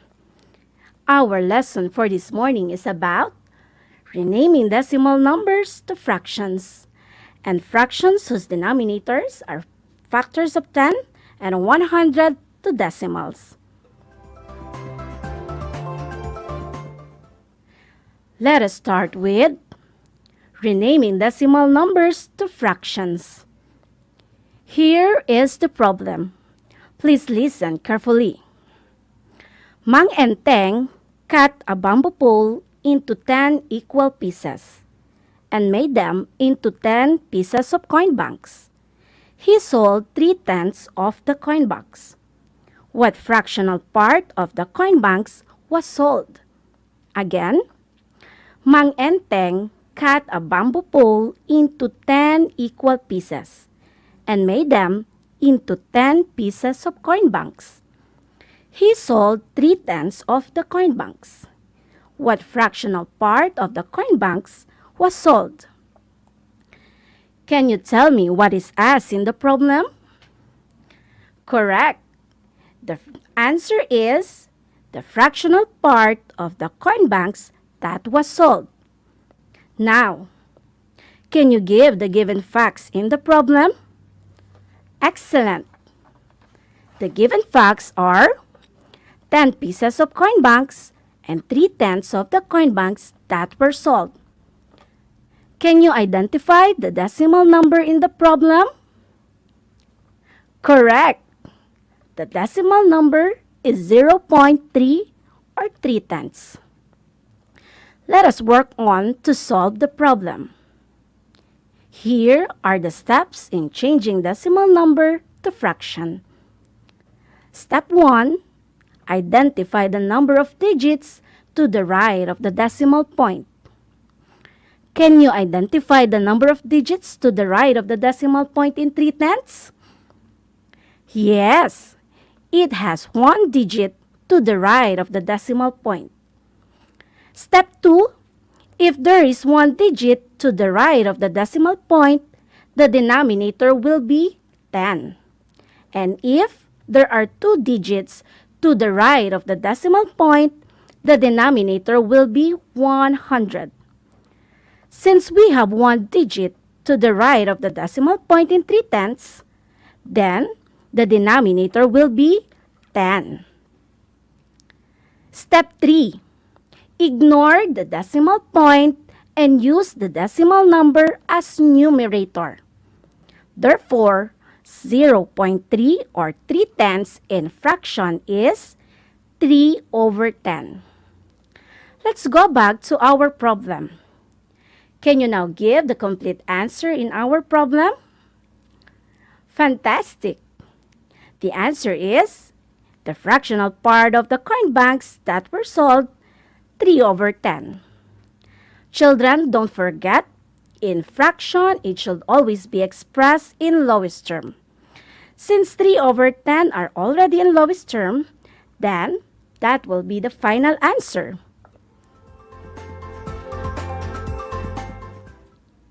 Did you follow the steps in changing decimal numbers to fraction? All right. What about Mang and Teng? What good character does Mang and Teng has? Very good. His good character is being resourceful. Resourcefulness is having the ability to find quick and clever ways to overcome difficulties like what Mang and Teng did. He made things from nothing and turned it into something useful and at the same time profitable, which helped him to earn for a living. And having this good character is very essential, especially in this time of pandemic.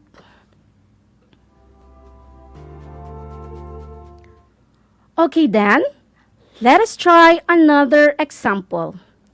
How about 0.25 or 25 hundredths? How can we change it into a fraction? Oh yes, let us follow the steps. First, identify the number of digits to the right of a decimal point. How many digits are in the right of the decimal point? Very good. There are 2 digits to the right of the decimal point in 25 hundredths. Second, if there is 1 digit to the right of the decimal point, the denominator will be 10. And if there are 2 digits, the denominator will be 100. So what will be the denominator of the fraction? Oh, great! The denominator will be 100. Last step, ignore the decimal point and use the decimal number as your numerator. So the fraction of 0.25 or 25 hundredths is 25 over 100. Oops! Is 25 over 100 is in lowest term? No. Then, let us reduce it into a lowest term. What number can be divided to numerator and denominator to make it in lowest term? Exactly. We can use 25. So, let us divide the numerator by 25. 25 divided by 25 equals 1. Let us do the same in the denominator. 100 divided by 25 equals 4. Therefore, the lowest term of 25 over 100 is 1 over 4, or 1/4. Okay, let us move on. At this moment, we will now proceed to the opposite of what we did. That is, changing fraction to decimal number.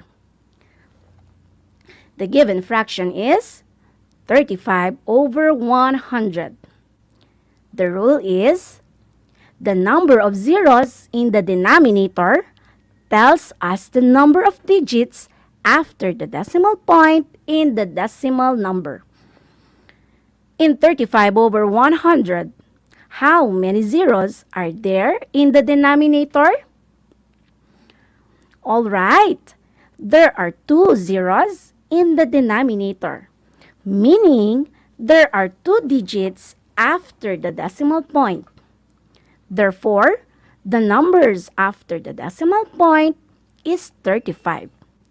So the decimal of 35 over 100 is 0.35 or 35 hundredths. Can you follow? Oh well, let us try another one.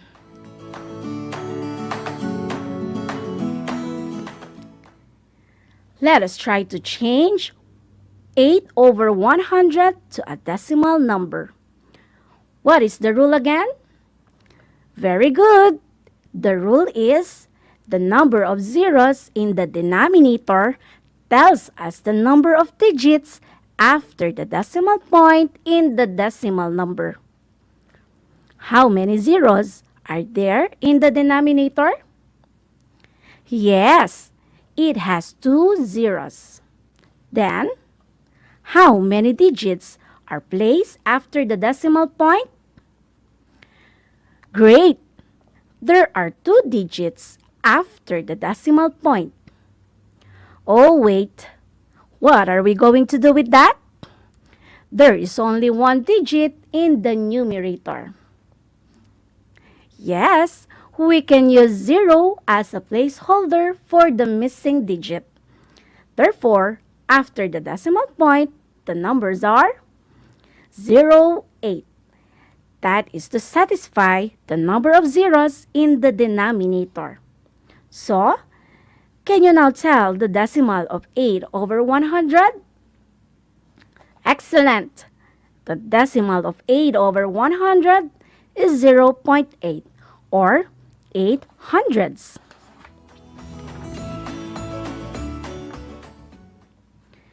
Great job, kids!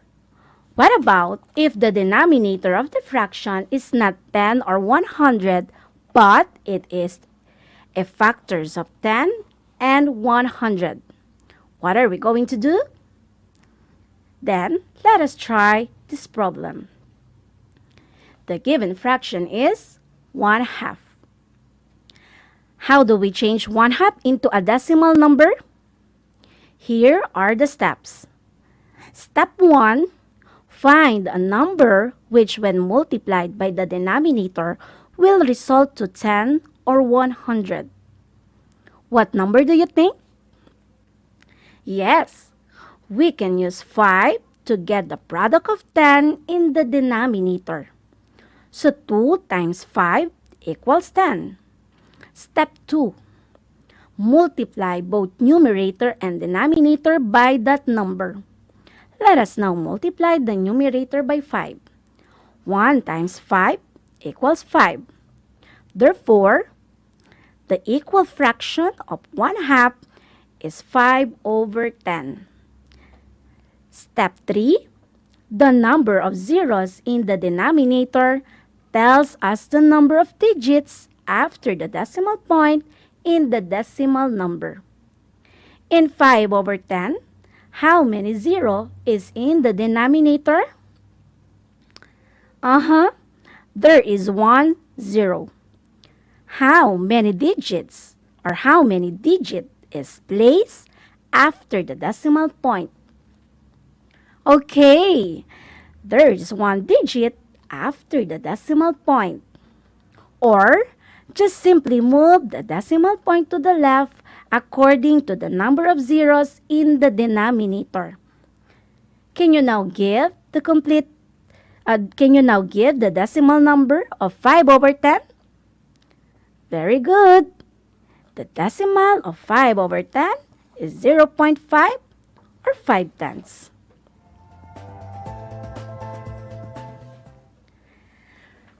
Great job, kids! We are already done with our lesson. And I think you are now ready to take the challenges of being batang matalino. Let us try to answer the problems that I will give to you. You can see these problems on your worksheets in Mathematics 4 on page 30. Okay?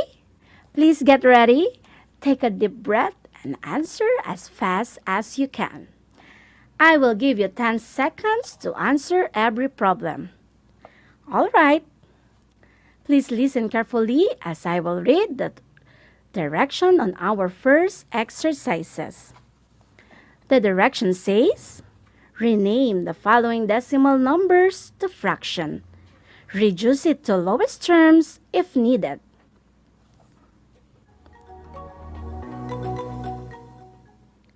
For the first problem, the decimal is 0.2 or 2 tenths. I repeat, it's 0.2 or 2 tenths.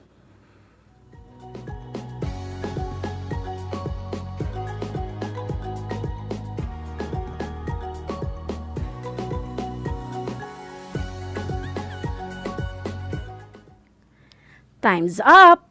What is your answer? Correct. The fraction of 0.2 or 2 tenths is 2 over 10. And the lowest term of 2 over 10 is 1 over 5 or 1/5. We can get the lowest term by dividing both numerator and denominator by 2 to come up with the lowest term, which is 1/2 or 1/5.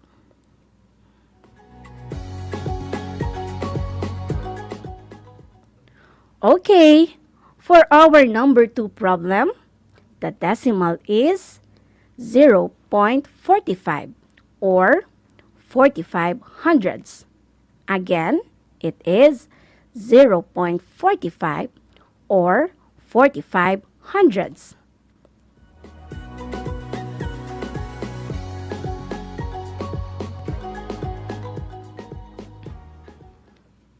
Time is up! What is the fraction of 0.45 or 45 hundredths? Very good! The fraction of 0.45 or 45 hundredths is 45 over 100. And the lowest term of 45 over 100 is 9 over 20. Excellent! How did you get the lowest term, 9 over 20? Right! By dividing both numerator and denominator by 5, we will get the lowest term, which is 9 over 20.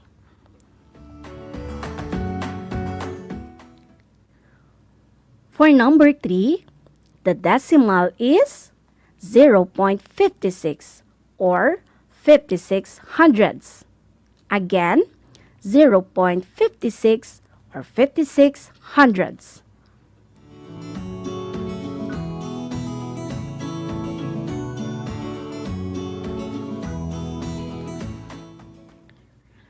Time's up! What is your answer? Correct! The fraction of 0.56 or 56 hundredths is 56 over 100. And its lowest term is 14 over 25. And by dividing both numerator and denominator by 4, you will get 14 over 25.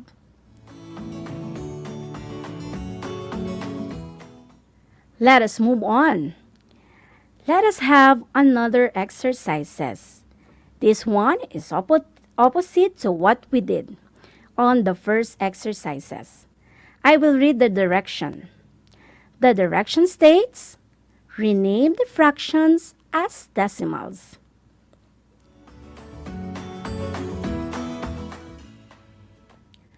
Are you ready, children? All right, here we go. For number 1, the fraction is 35 over 100.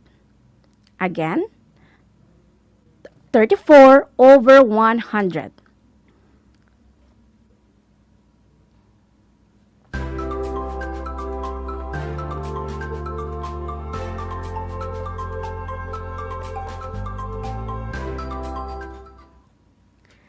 Time is up.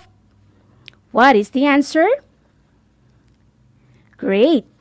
The decimal of 34 over 100 is 0.34 or 34 hundredths. Again, the decimal of 34 over 100 is 0.34 or 34 hundredths.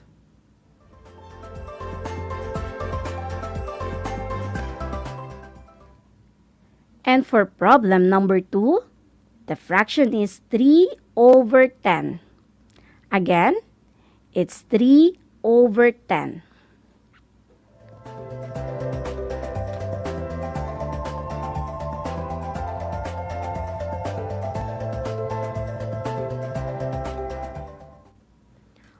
All right, what is the decimal of 3 over 10? Excellent. The answer is 0.3 or 3 tenths. Again, the answer is 0.3 or 3 tenths.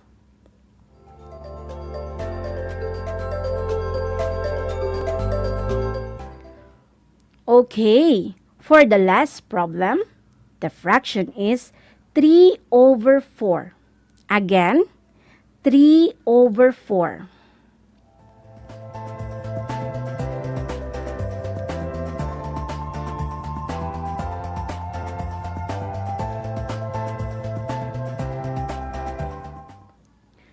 Time's up.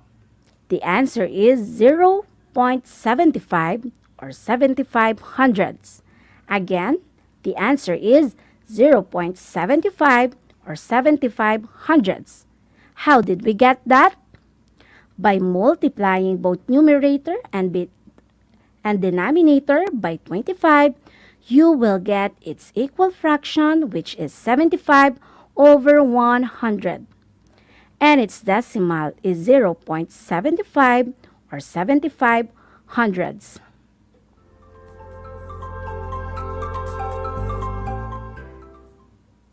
All right. With these exercises that we made, I hope you enjoyed, and please continue to answer the remaining problems on your worksheets after our radio lesson. But before that, please do remember the steps we applied in changing decimal to fraction and fraction to decimal number. Let us go back and remember these rules.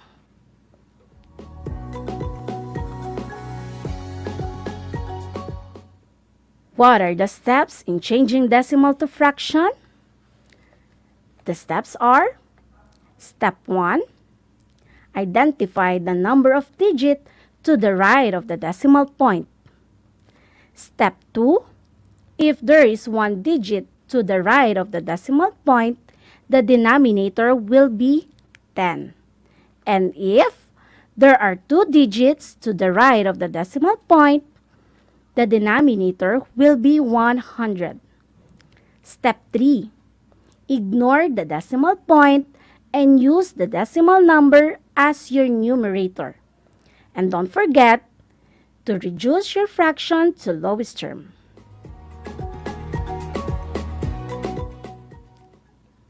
What about the rule in changing fraction to decimal? If the denominator of the fraction is 10 or 100, the rule is the number of zeros in the denominator tells us the number of digits after the decimal point in the decimal number.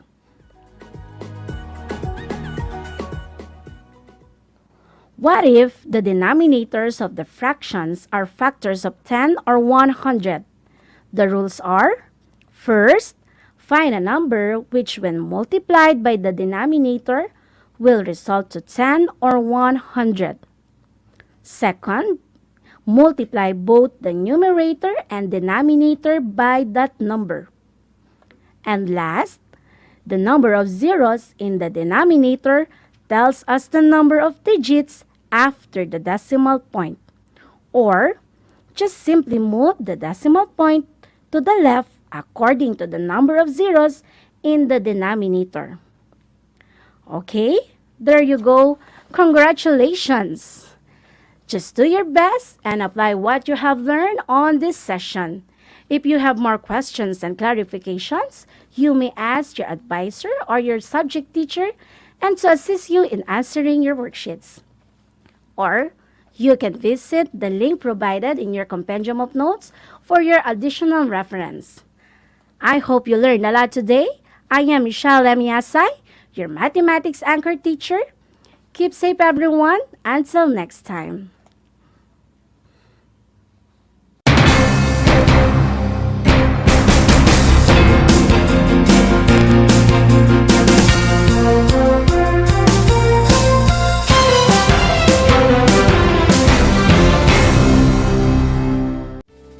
Tuwing sasapit ang alas 5 ng hapon, parangalan natin ang ating mga kababayan na nasa unahan laban sa COVID-19.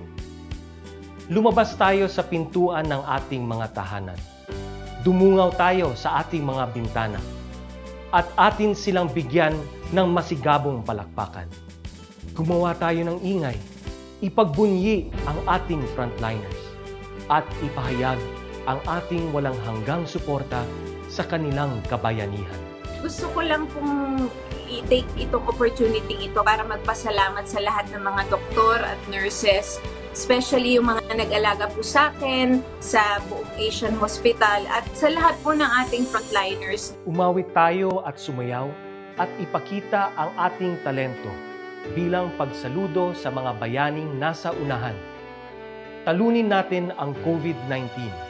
Sama-sama nating pagalingin ang ating inang bayan. Kaya natin to. We heal as one.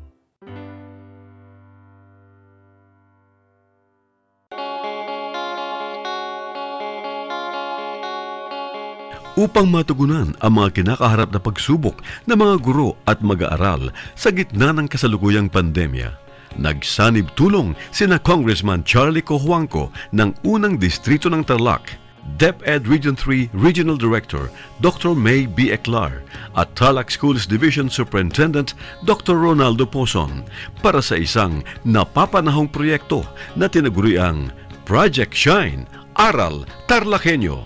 Ang mga mag-aaral ng Grade 4 at Grade 5, ganon din ang Grades 8 and 9 sa buong probinsya ng Tarlac ay sasailalim sa radio-based instruction, katuwang ang himpilang DZTZ 828 kHz AM at RTV Tarlac, Channel 26. To our partners in DEPED, thank you po sa inyong entusiasmo in helping our province meet the gap between distance learning and the quality of education for our children. Sa mga TV ninyo, pwede kayo manood ng DEPED sa Channel 26. This is first and only TV station in Tarlac owned by Radio Filipino Media Group na nagpartner kasama ng DEPED na gumawa ng Aral TarlakHenyo. Proyekto po ito ng DEPED Tarlac Province in partnership with DZTC Radio Filipino Tarlac and RTV Tarlac Channel 26. So, yung mga walang tablet or walang internet, pwede manood dito sa programang ito at doon nyo po makikita at masusundan ang mga module ng DEPED sa distance learning. Yung iba pong nakatira, hindi sa Tarlac City, kailangan po mag-Facebook at i-punch in nyo RTV Tarlac Channel 26 on Facebook. Makikita nyo rin yung mga module sa mga handheld devices o cellphones o tablet niyo. So, thank you again to DEPED for being open-minded and helping us meet the challenges of tomorrow.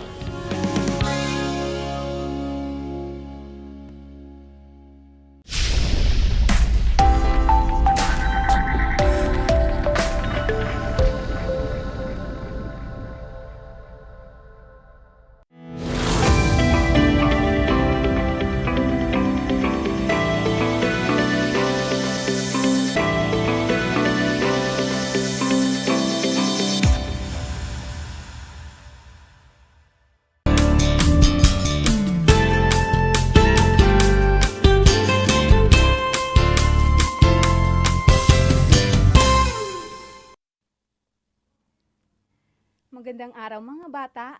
Kumusta na kayo? Lalong-lalo na sa mga mag-aaral ng ika-4 na baitang na nanonood at nakikinig sa atin sa araw na ito. Sumasa inyo ang Aral TarlakHenyo mula sa RTV Tarlac Channel 26 at sabayang naririnig sa DZTC 828 Radio Filipino Tarlac. At tayo ay napapanood din sa FB Live ng RTV Tarlac Channel 26. Ako si Ma'am Cristelyn Prado, ang inyong teacher broadcaster para sa asignaturang Filipino ng ika-4 na baitang. Samahan niyo ako sa 25 minutong makabuluhang talakayan.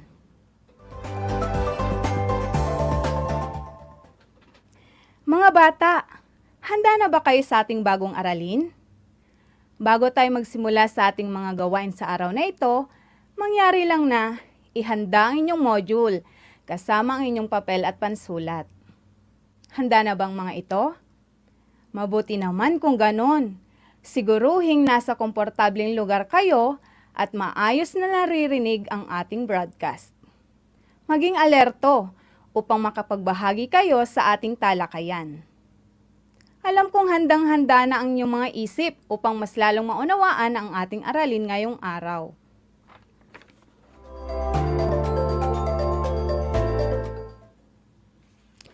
Bago tayo magsimula sa ating aralin, ay magbalik tanaw muna tayo sa ating nakaraang leksyon. Mga bata, natatandaan niyo pa ba yung kung ano-anong mga aspekto ng pandiwa? Magaling! Napakahusay ninyo at natatandaan pa ninyo ang iba't ibang aspekto ng pandiwa.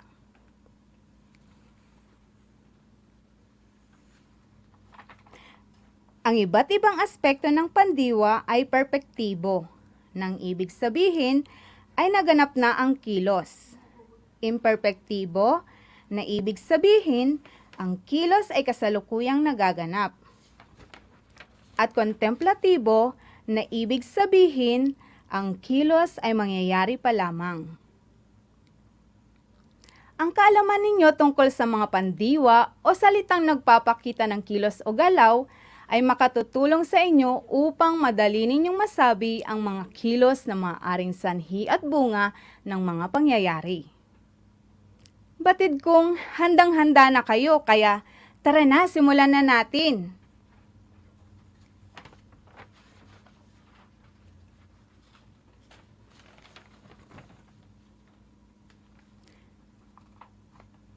Ang ating aralin ay tungkol sa paksang pagsasabi ng sanhi at bunga ayon sa nabasang pahayag, napakinggang teksto at napakinggang ulat.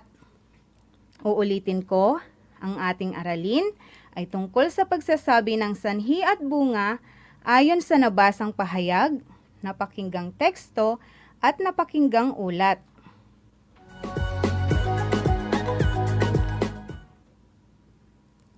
Mga bata, tumingin nga kayo sa inyong paligid. May napapansin ba kayong pagbabago sa ating kapaligiran? Tama, maraming pagbabago ang nangyayari sa ating kapaligiran. Ano nga bang mga dahilan ng pagbabagong ito? Ngayon, ating alamin ang mga dahilan ng pagbabagong ito. Ating basahin ang tulang akda ni Binibining Megan Alexis A. Almasco na pinamagatang, Huli na nga ba?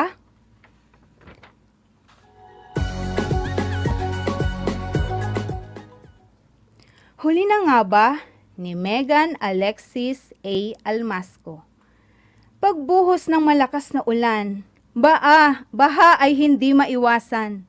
Ang patag at malalawak na daan, nagmistulang kalmadong karagatan. Ano nga ba ang mga dahilan? Basura'y tapon dito, tapon kung saan-saan.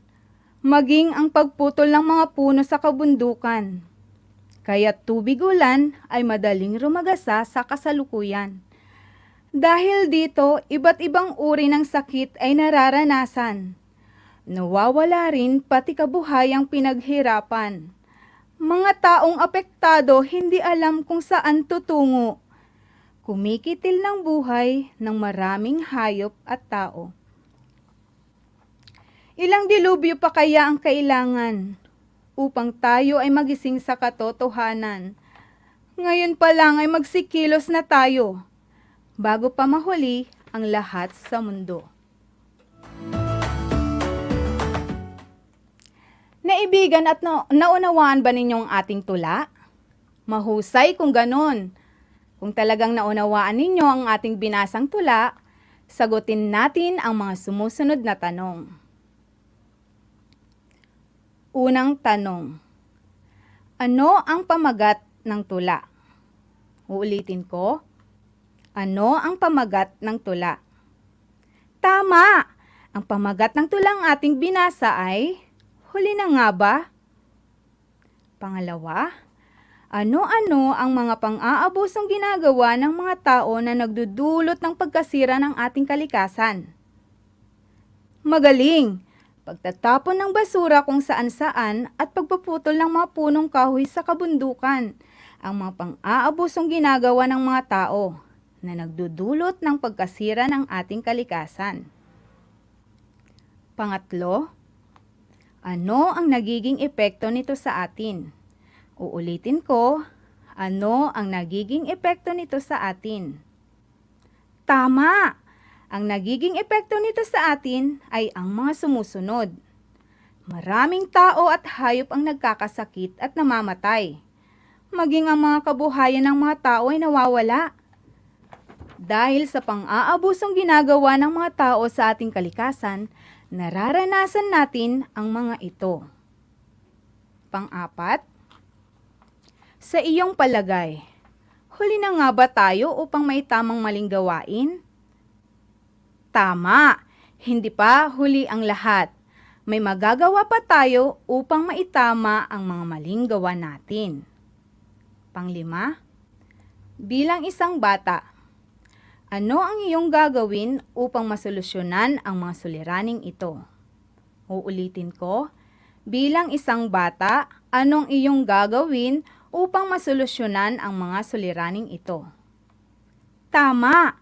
Masusolusyonan ang mga suliraning ito kung kayo ay magtatanim ng mga halaman at puno. Mainam din kung itatapon ninyo sa tamang lugar ang inyong mga basura.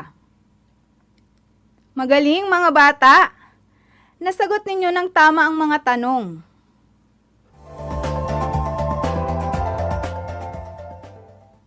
Sa tulang ito, mas nabigyan ka ba ng ideya tungkol sa sanhi o dahilan kung bakit nagkaroon ng pagbaha at ang bunga o epekto ng ginagawang pang-aabuso ng mga tao sa ating kapaligiran?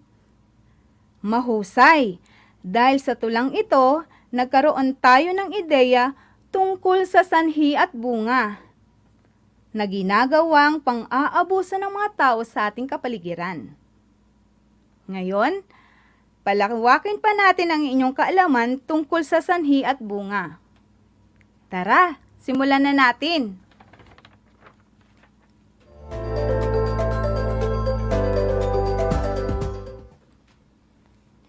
Pag-aralan at sabihin ang sanhi at bunga ng diagram sa ibaba. Maaari ninyong i-comment ang inyong mga sagot sa ating FB live stream at maaari rin kayong mag-chat sa akin. Ano ang maaaring maging bunga ng malakas na buhos ng ulan? Uulitin ko, ano ang maaaring maging bunga ng malakas na buhos ng ulan? Magaling! Basahin natin ang mga sagot ng ating tagapakinig at manonood sa ating FB live stream. Ayon kay Sofia Nicole, kapag malakas ang buhos ng ulan, magkakaroon ng pagbaha. Tamang iyong sagot, Sofia.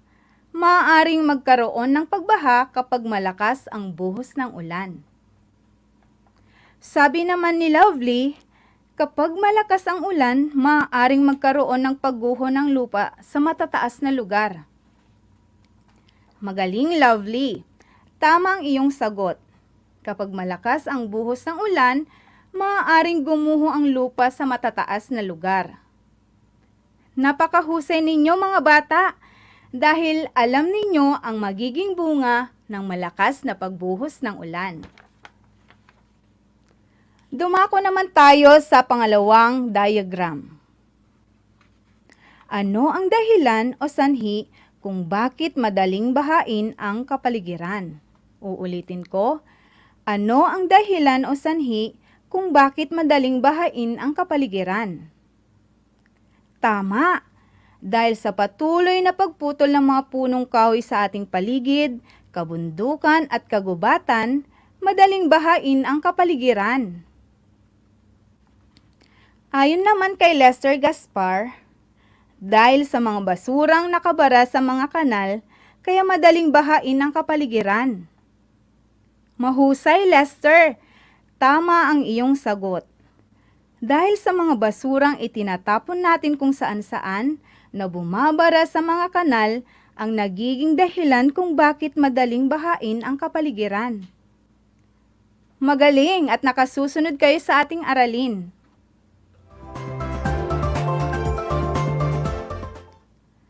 Mukhang nag-e-enjoy ang lahat sa ating aralin dahil napaka-aktibo ng mga manonood at tagapakinig natin sa oras na ito. Tara at patuloy nating hasain ang inyong kaalaman at galing sa pagsasabi ng sanhi at bunga. Narito pa ang isang gawain. Ibigay ang sanhi at bunga ng mga sumusunod na pangyayari. Ano kaya ang maaaring maging bunga kung patuloy na pinuputol ang mga puno sa kabundukan? Uulitin ko, ano kaya ang maaaring maging bunga kung patuloy na pinuputol ang mga puno sa kabundukan? Tama! Makakalbo ang ating kabundukan kung patuloy nating puputulin ang mga puno rito. Pangalawa, ano naman kaya ang dahilan o sanhi? Bakit sumakit ang ngipin ni Raprap? Uulitin ko, ano naman kaya ang dahilan o sanhi bakit sumakit ang ngipin ni Raprap? Magaling! Maaaring kumain ng tsokolate o candy si Raprap kaya sumakit ang kanyang ngipin. Napakahusay ninyo mga bata dahil nasasabi ninyo ang sanhi at bunga ng isang pangyayari.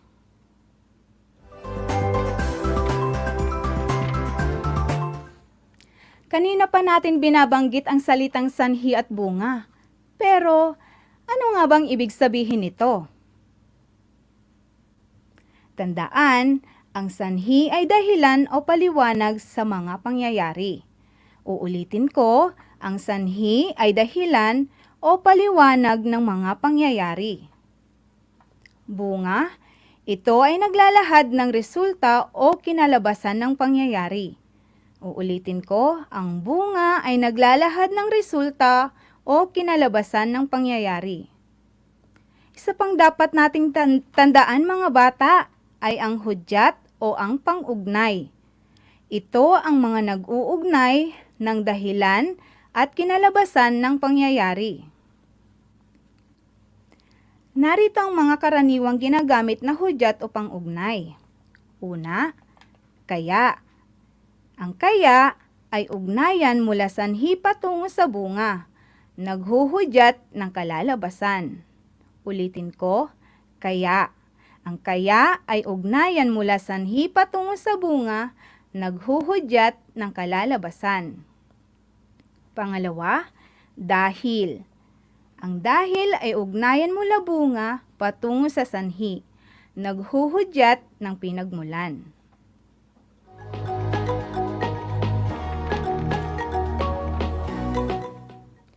Ngayong alam na ninyo ang kahulugan ng sanhi at bunga, lalo pa nating hasain ang inyong galing sa pagsasabi ng sanhi at bunga ng isang pangyayari. Pagtambalin ang sanhi sa kaliwa sa angkop na bunga sa kanan. Isulat ang letra ng tamang sagot. Unang sanhi. May sirang ngipin si Lita. Ano kaya ang maaaring maging bunga nito? Kung ang sagot ninyo ay titik C, tama mga bata. Dahil may sirang ngipin si Lita, siya ay pupunta sa dentista. Kalawang sanhi, patuloy ang pagkakaingin sa kagubatan. Ano naman kaya ang magiging bunga nito? Kung ang sagot ninyo ay titik D, tama na naman kayo mga bata. Dahil sa patuloy ang pagkakaingin sa kagubatan, unti-unti itong nasisira at nakakalbo. Pangatlo, napakalakas ng bagyo. Ano kaya ang magiging bunga kung napakalakas ng bagyo? Tama! Dahil sa napakalakas na bagyo, ang maaaring maging bunga nito, marami ang masisirang tanim. Pang-apat, nagbabasa ng aklat araw-araw si Nick. Ano kayang maaaring maging bunga nito? Kung ang sagot ninyo ay titik A, tama mga bata. Dahil nagbabasa ng aklat araw-araw si Nick, nanguna siya sa kanilang klase. At ang panglima, nagtulungan kami sa aming gawain. Ano kaya ang magiging bunga nito dahil sa pagtutulungan namin sa aming gawain? Kung ang sagot ninyo ay titik B, tama kayo mga bata. Dahil kami ay nagtulungan, madaling natapos ang aming gawain. Napakahusay ninyo mga bata. Alam kong marami-rami na ang inyong kaalaman tungkol sa pagsasabi ng sanhi at bunga. Tara, ipagpatuloy pa ninyo ang inyong pagsasanay.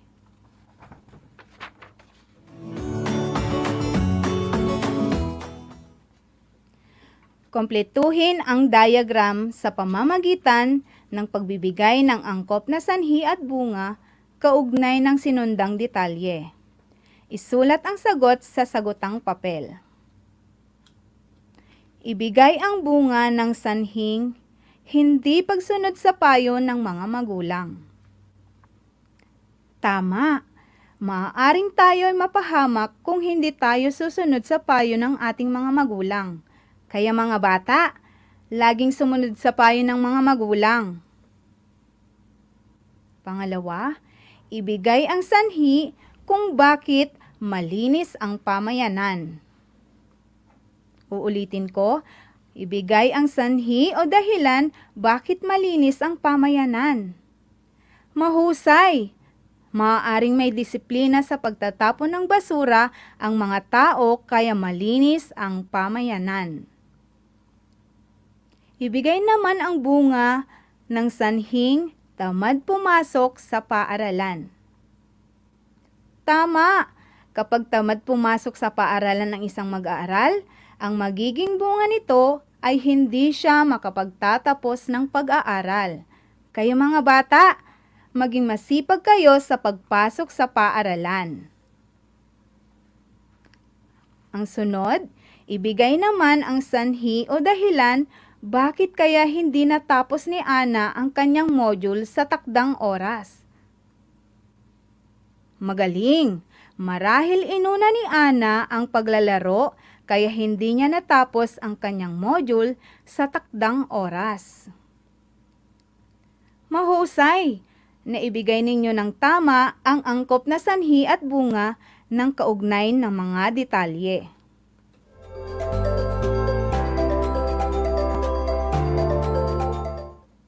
Hanggang saan na nga ba ang inyong kahusayan sa pagsasabi ng sanhi at bunga? Narito pa ang isang gawain para sa inyo.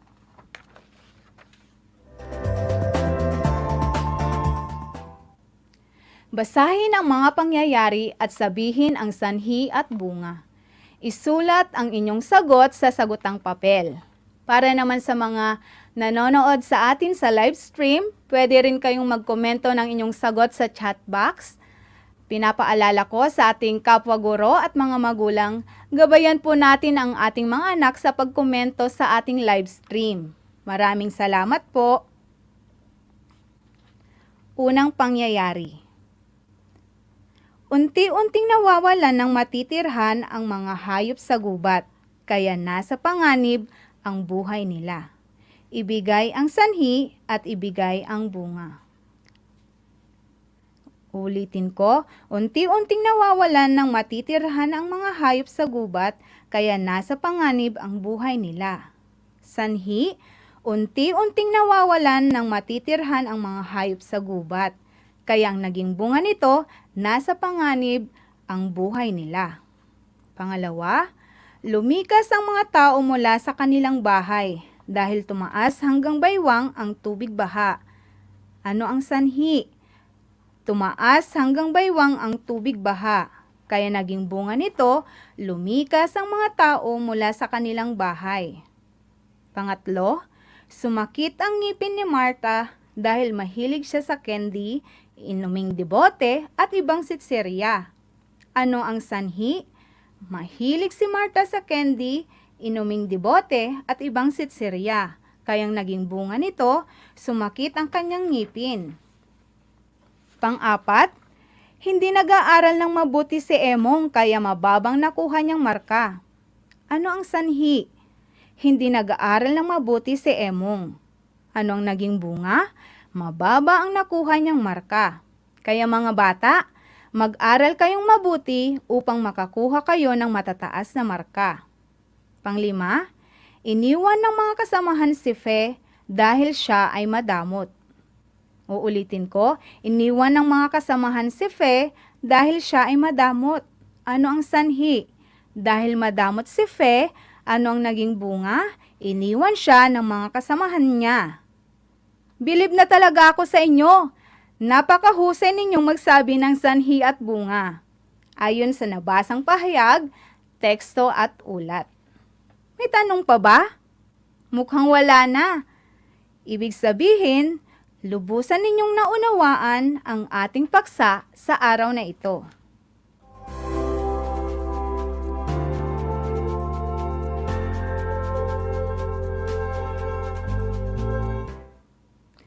Isang leksyon na naman ang ating natapos. Siguruhing tumutok sa ating paaralang panghimpapawid dito lamang sa RTV Tarlac Channel 26 at sa bayang naririnig sa DZTC 828 Radyo Pilipino Tarlac tuwing Lunes at Miyerkules sa ganap na alas 10 hanggang alas 10:25 ng umaga.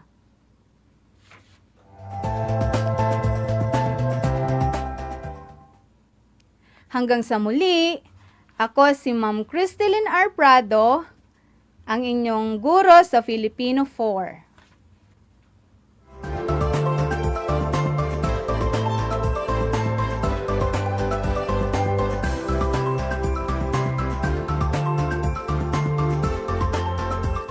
Laging tandaan, maging mapanuri upang masabi natin ang sanhi at bunga ng mga pangyayari.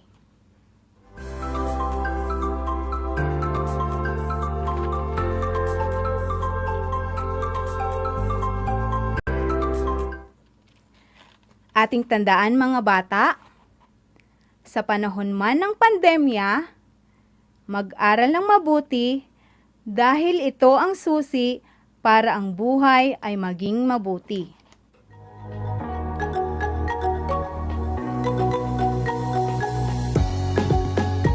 Tandaan, ang mga batang Filipino ay abakada. Ibig sabihin, ako, bibo, kasi dapat. Uulitin ko mga bata, ang mga batang Filipino ay abakada. Or, ako, bibo, kasi dapat.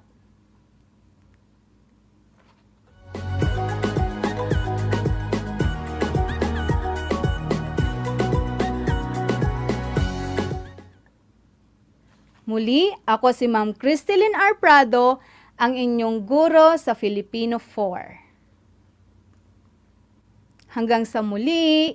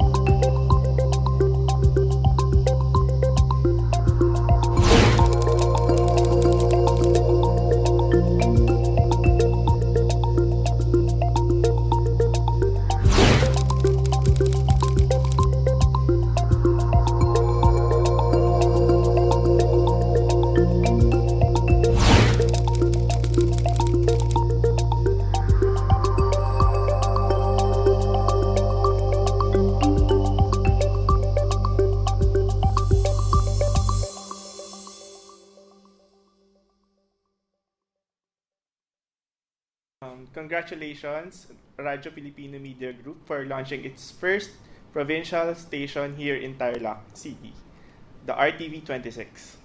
The airing of this TV station is the first step in achieving its mission to serve and delight people through genuine, relevant, excellent, accessible, thoughtful programs significant to nation building. Thank you for the TV production team for making this possible. To all our viewers, I would like to ask for your support not only to our TV station, RTV 26, but also to our radio stations, DCTC for AM and 96.11 FM. Congratulations again, RTV 26, and more power.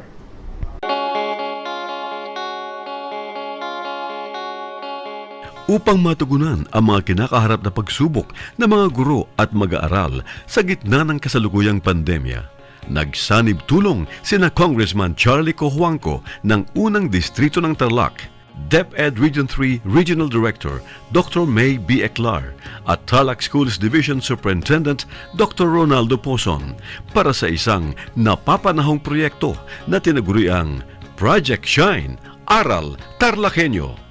Ang mga mag-aaral ng Grade 4 at Grade 5, ganon din ang Grades 8 and 9 sa buong probinsya ng Tarlac ay sasailalim sa radio-based instruction, katuwang ang himpilang DZTZ 828 kHz AM at RTV Tarlac, Channel 26.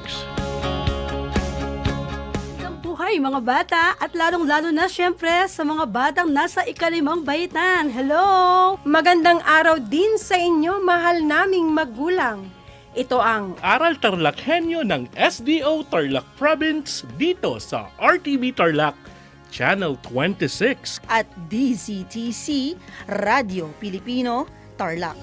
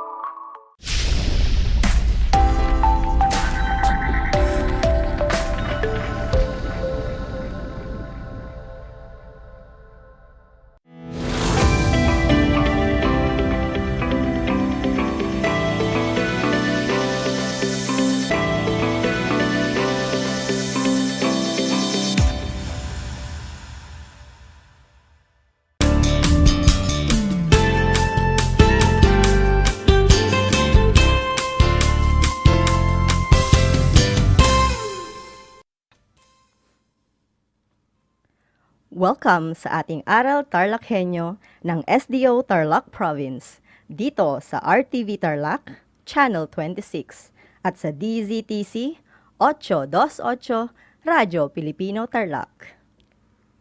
Magandang buhay, mabuting tao. Kumusta kayo, mga giliw kong tagapakinig? Ang aking pagbati at paghanga sa inyong pagpapahalaga sa edukasyon at pagpupursiging matapos ito nang nagtatagumpay sa kabila ng hamon ng pandemya. Ako ang inyong guro sa edukasyon sa pagpapakatao sa ika-5 baitang, Ginang Kathleen B. Valeriano. Sasamahan at gagabayan ka sa Most Essential Learning Competency na nakapagpapakita ng paggalang sa mga dayuhan sa pamamagitan ng paggalang sa natatanging kaugalian at paniniwala ng mga katutubo at dayuhang kakaiba sa kinagisnan.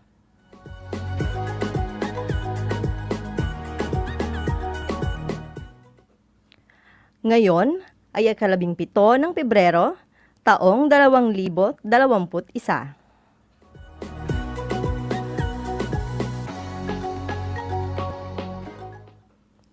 Ating balikan ang inyong aralin noong nakaraan. Natalakay nyo noong nakaraang aralin na tayong mga Pilipino ay kilala sa ating hospitality o mabuting pakikitungo sa mga dayuhan. Tinatanggap natin ang mga turista o dayuhan ng buong puso dahil para sa mga Pilipino, kasiyahan at karangalan ng bansa na tanggapin ang mga dayuhan bilang mga turista.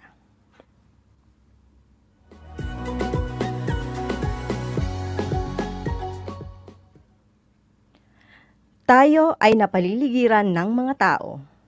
Kahit saang panig ka man tumingin, makikita mong napakarami at iba-iba ang mga uri ng taong iyong nakakasalamuha. Kaya mahalaga na bawat isa sa atin ang magpakita ng pagpapahalaga sa tao na itinuturing nating kaimahe ng Diyos.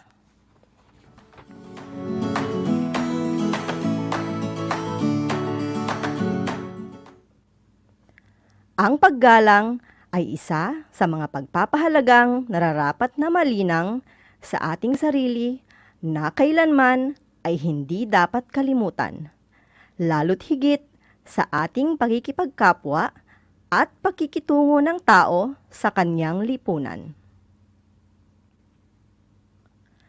Ang paggalang ng sinuman at saan man ay tanda ng mabuting pakikipag-ugnayan.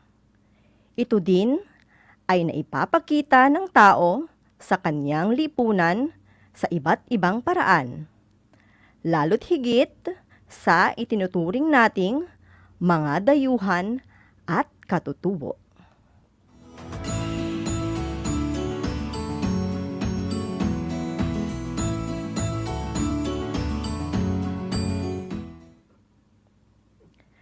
Naaalala niyo pa ba ang kahulugan ng katutubo at dayuhan? Atin itong balikan. Ang mga katutubo o Indigenous People o IP ay ang mga pangkat etniko na naninirahan sa isang rehiyon kung saan mayroon silang pinakaunang kilalang koneksyong pangkasaysayan.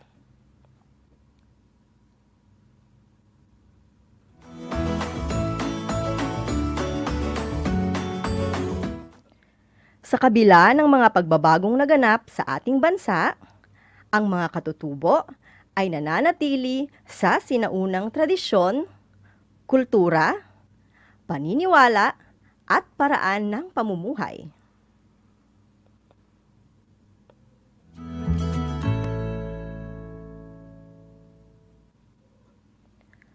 Halimbawa ng katutubo ay ang mga Aita, Igorot, Ati, Tagbanwa, at mga Badyaw. Makikita nyo sa larawan ang iba't ibang uri ng katutubo na matatagpuan sa Pilipinas.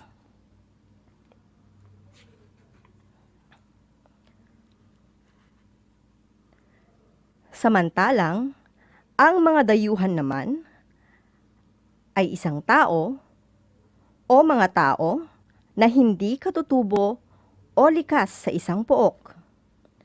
Maaaring ito ay tumutukoy sa isang banyaga na nagmula sa ibang bayan o ibang bansa.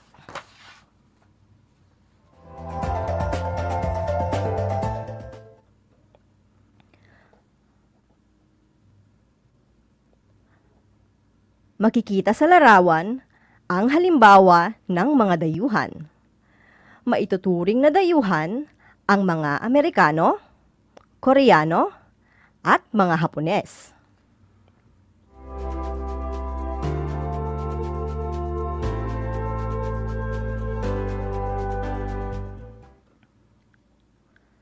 Marapat lamang na igalang natin ang mga katutubo at mga dayuhan, pati ang kanilang kaugalian at paniniwala na kakaiba sa ating kinagisnan. Ang paggalang sa kapwa ay natututuhan natin mula pagkabata. Ito ay isang hakbang sa pagkamit ng isang mapayapang pamayanan.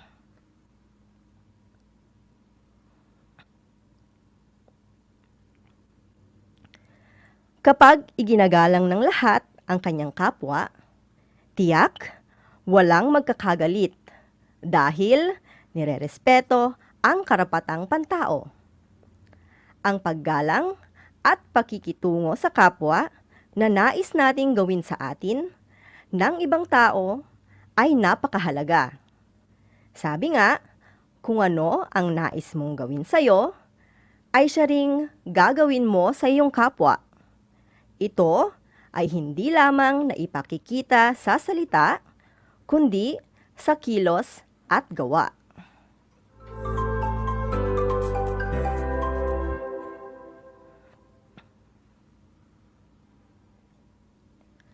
Sa mga pagkakataong tayo ay makikisalamuha sa mga dayuhan o mga katutubo, dapat natin silang tanggapin at tratuhin ng maayos.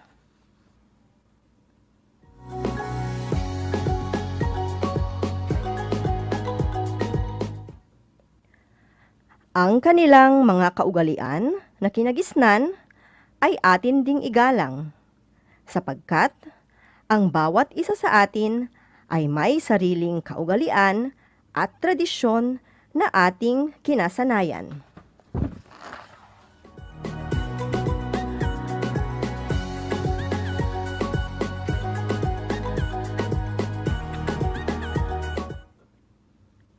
Matuto tayong magbigay halaga sa mga dayuhan at mga katutubo.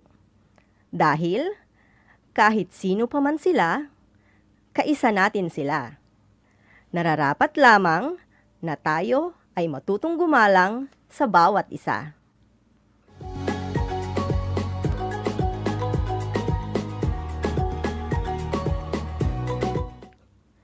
Tayo ay napapakinggan sa DZTC 828, Radyo Pilipino Tarlac, at sa bayang napapanood sa Facebook page ng Aral TarlakHenyo at sa RTV Tarlac, Channel 26.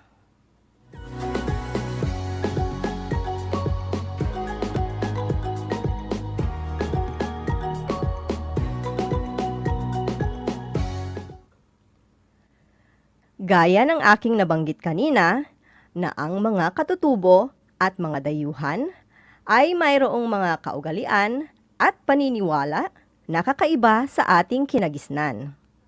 Makinig ng mabuti dahil magbibigay ako ng mga halimbawa ng mga kaugalian at paniniwala na maaaring kakaiba sa ating mga kinagisnan. Kung mayroon kayong mga katanungan o mga dagdag impormasyon ukol sa ating leksyon, maaari kayong mag-comment sa ating Facebook page. Atin itong babasahin maya-maya lamang.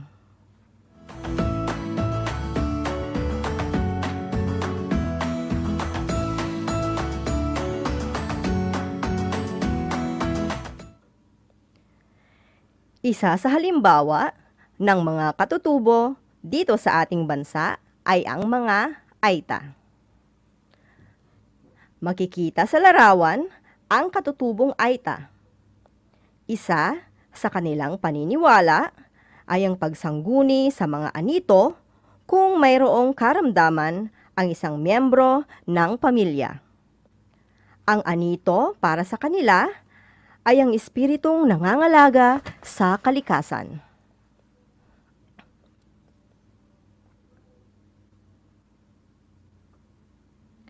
Taliwas ba ito sa inyong kinagisnan? Saan kayo sumasangguni kapag ang miyembro ng inyong pamilya ay may karamdaman? Sabihin na ang inyong sagot at i-comment ito sa ating Facebook page at babasahin natin ito maya-maya lamang.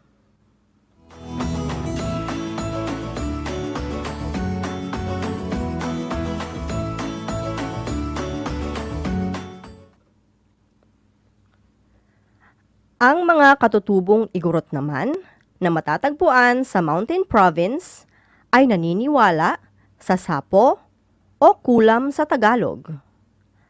Ang sapo o kulam ay ginagamit upang makapagdulot ng hindi maganda o kasawiang palad sa taong tinuturungan nito. Ang mga igurot din hanggang ngayon ay nagsusuot ng bahag.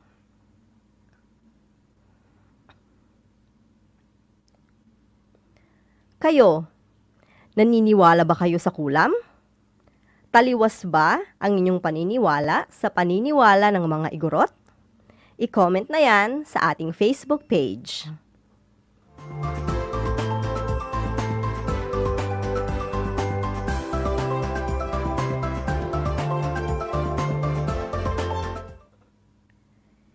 Isa pang uri ng mga katutubo sa ating bansa ay ang mga badyaw. Makikita sa larawan ang mga badyaw. Mula sa tawi-tawi at sulu ang mga ito. Kabilang sila sa mga hitanong dagat o sea gypsies. Naninirahan sila sa mga bangkang bahay. Pangingisda at paninisid ng perlas ang kanilang ikinabubuhay. Kayo, saan naman kayo naninirahan? Kagaya o taliwas din ba kayo ng mga badyaw? I-share nyo na yan sa ating comment section.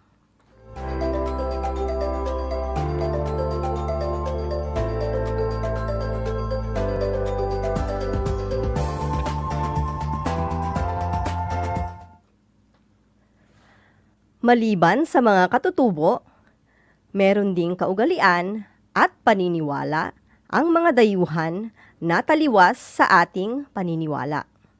Halimbawa na lamang nito ay ang mga dayuhang Koreano. Makikita sa larawan ang dayuhang Koreano. Sila ay mahilig kumain ng kimchi o ng maaanghang na pagkain dahil na rin sa malamig nilang klima.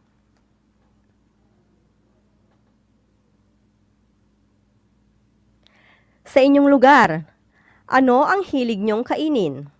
I-share nyo na yan sa ating comment section at atin itong babasahin maya-maya lamang.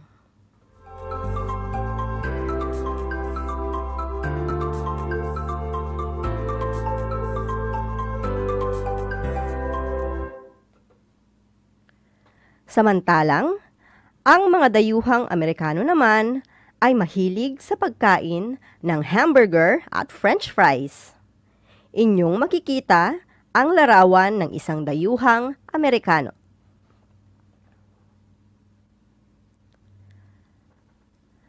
Ano-ano ang mga pagkain na inyong nakasanayan na sa tingin ninyo ay kaiba sa mga dayuhan at katutubo?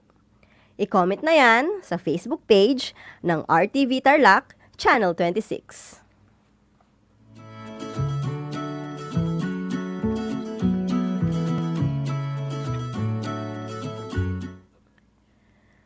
May mga alam pa ba kayong mga kaugalian at tradisyon ng mga katutubo o mga dayuhan na parehas o taliwas sa inyong kinagisnan? Ano ang marapat nating gawin sa mga ito? Kung ang sagot ninyo ay igalang, magaling, tama ang iyong sagot. Kung mayroon mang natatanging kaugalian at paniniwala ang mga katutubo at dayuhan na taliwas o kaiba o kontra sa ating paniniwala, marapat lamang na ito ay ating igalang.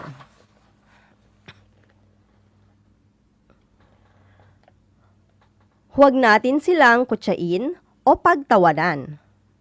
Tandaan, sa mga pagkakataong tayo ay makikisalamuha sa mga dayuhan o katutubo, dapat natin silang tanggapin at tratuhin ng maayos. Igalang din natin ang kanilang mga kaugalian at paniniwala, sapagkat ang bawat isa sa atin ay may sariling karapatan na dapat igalang.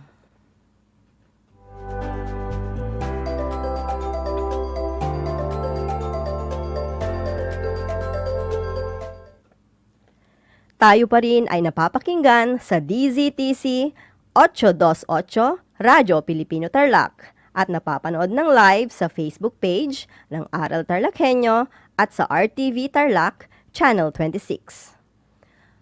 Kung mayroon kayong mga katanungan o mga impormasyon na nais idagdag tungkol sa ating aralin ngayong araw, kayo ay maaaring mag-comment sa ating Facebook page. Sasagutin natin ang inyong mga katanungan sa abot ng ating makakaya, on-air man o off-air. Ngayon, oras na para tasahin o sukatin ang bagong kaalaman at kabutihang inyong natutuhan ngayong araw.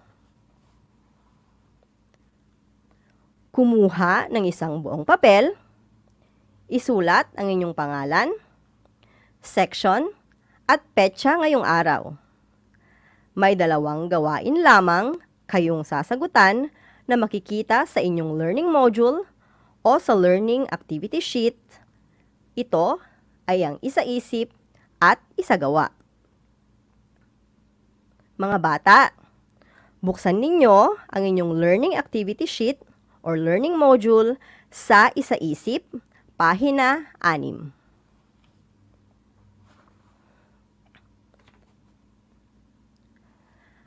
Para sa panuto, piliin sa loob ng kahon ang angkop na konseptong bubuo sa bawat pahayag. Isulat ang sagot sa sagutang papel. Ang mga salitang ating pagpipilian ay pagkatao, paggalang, gawa, kapwa, hakbang, at ideya. Inyong ilalagay sa patlang ang tamang sagot. Handa na ba kayo? Para sa unang bilang, ang patlang sa kapwa ay natututuhan natin mula sa pagkabata. Ulitin ko, ang patlang sa kapwa-tao ay natututuhan natin mula sa pagkabata. Kung ang iyong sagot ay paggalang, tama ka! Ang paggalang sa kapwa ay natututuhan natin mula sa pagkabata. Ikalawang bilang, ito ay isang patlang sa pagkamit ng isang mapayapang pamayanan. Kung ang sagot mo ay hakbang, ikaw ay tama. Ito ay isang hakbang sa pagkamit ng isang mapayapang pamayanan. Ikatlo at ika-4 na bilang, kapag iginagalang ng lahat ang kanyang patlang, tiyak walang magkakagalit dahil nirerespeto ang patlang. Kung ang iyong sagot ay kapwa at pagkatao, ito ay tama. Kapag iginagalang ng lahat ang kanyang kapwa, tiyak walang magkakagalit dahil nirerespeto ang pagkatao.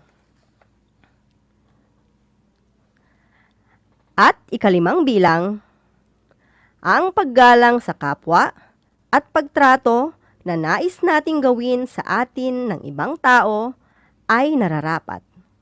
Ito ay hindi lamang na ipakikita sa salita, kundi sa patlang. Kung ang sagot mo ay gawa, tama na naman ang iyong sagot. Ang paggalang sa kapwa at pagtrato na nais nating gawin sa atin ng ibang tao ay nararapat. Ito ay hindi lamang na ipakikita sa salita, kundi sa gawa.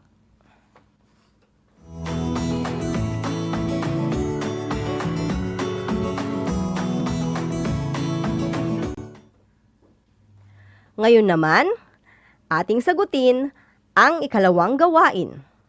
Buksan ang inyong learning module sa pahina 6, isagawa.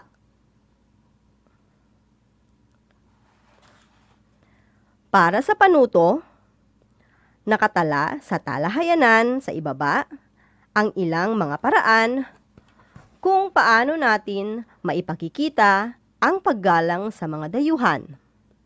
Punan naman ang katapat na kolum ng inyong naisip na maaaring gawin bilang mag-aaral upang ito ay maisakatuparan. Para sa unang bilang, pagtanggap at maayos na pag-asikaso sa mga bisitang dayuhan sa ating bayan. Ano kaya ang maaari mong gawin bilang mag-aaral? Ang maaari mong gawin ay makipagkaibigan sa mga dayuhan. Para sa ikalawang bilang, pakikinig ng mabuti kapag may dayuhang nagpapahayag ng kanyang saloobin. Bilang mag-aaral, ano naman ang maaari mong gawin upang ito ay maisakatuparan? Para sa ikatlong bilang, pagpapahalaga sa mga paraan ng pamumuhay ng mga dayuhan. At ikaapat na bilang, pagtuturo sa dayuhan ng ilang kaugaliang nakagisnan. At ikalimang bilang, pagpapakita ng interes sa mga pangkulturang gawain. Ano-ano kaya ang maaari mong gawin bilang mag-aaral sa ikalimang baitang upang maisakatuparan ng mga ito? Isulat mo na ang iyong sagot sa iyong sagutang papel. Habang tinatapos ninyo ang inyong gawain, ay oras na para basahin natin ang mga komento sa ating Facebook page. Ang ating mensahe ay mula kay Paul Jaire Lucas. Kami po ay nagpupunta ng doktor tuwing may karamdaman o may sakit. So maraming salamat Paul Jaire sa iyong ibinahaging impormasyon. Kung ang mga kapatid nating Aita ay nagpupunta or sumasangguni sa mga ay nito, si Jaire naman daw ay pumupunta sa doktor.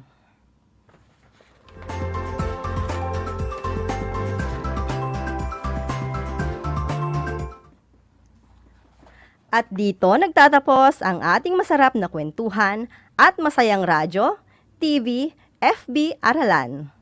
Panalangin ko na sa anumang konseptong inyong natutuhan sa araw na ito ay inyong maisabuhay sa araw-araw. Muli, ako ang inyong guro sa edukasyon sa pagpapakatao sa kalimang baitang, Ginang Kathleen B. Valeriano, na nagpapaalala na piliing maging mabuting tao sa lahat ng panahon at pagkakataon. Hanggang sa muli, paalam!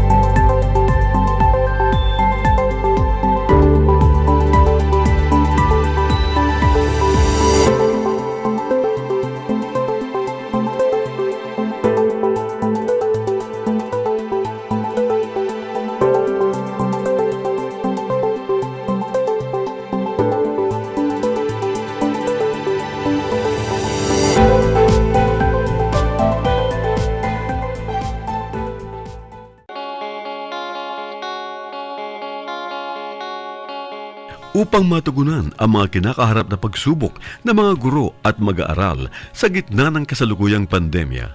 Nagsanib tulong sina Congressman Charlie Cojuangco ng unang distrito ng Tarlac, DEPED Region 3 Regional Director Dr. May B. Eclar at Tarlac Schools Division Superintendent Dr. Ronaldo Poson para sa isang napapanahong proyekto na tinaguriang Project Shine, Aral TarlakHenyo.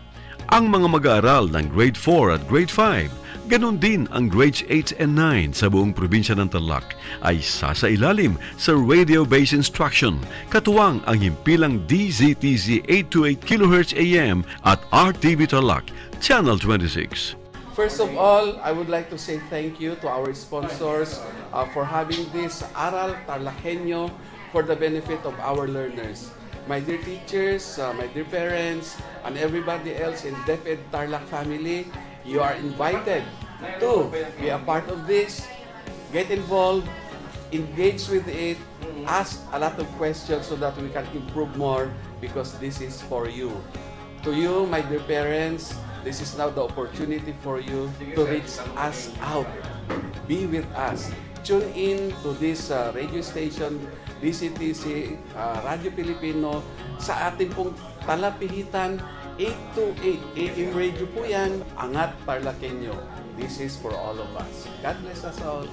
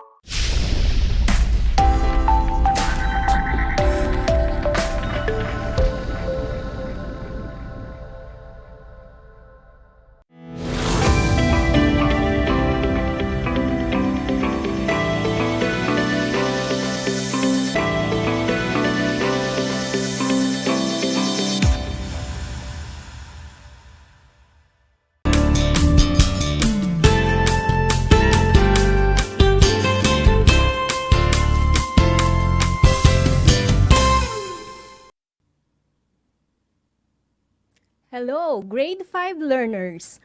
Welcome to another episode of Aral TarlakHenyo, only here at RTV Tarlac, Channel 26, simulcast over DZTC, Radio Pilipino, Tarlac.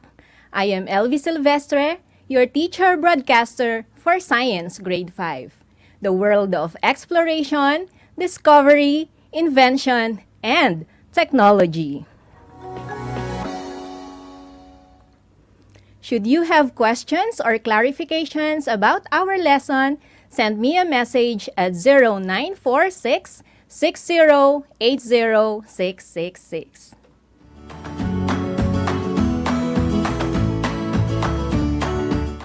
Shall we start now?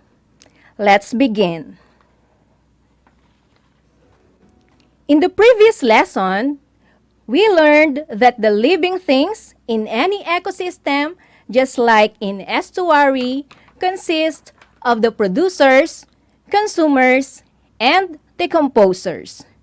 Do you still remember how is the energy and nutrients transferred from producers to consumers, then to the decomposers?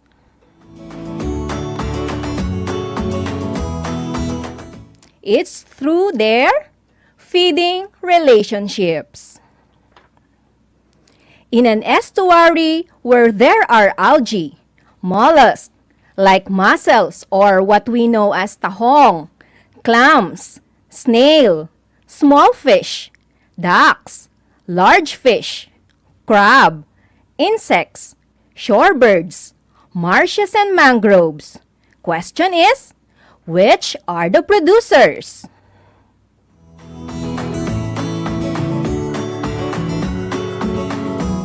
Correct! The answer is the algae, marshes and mangroves are the producers.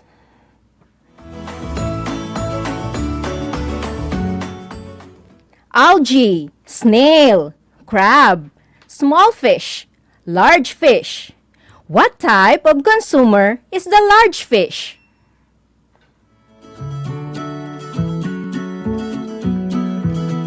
Okay, that is right. A large fish is a tertiary consumer. Let us now continue our topic regarding feeding relationships. This time, we will have another ecosystem to discover. Let us explore the feeding relationships in an intertidal zone.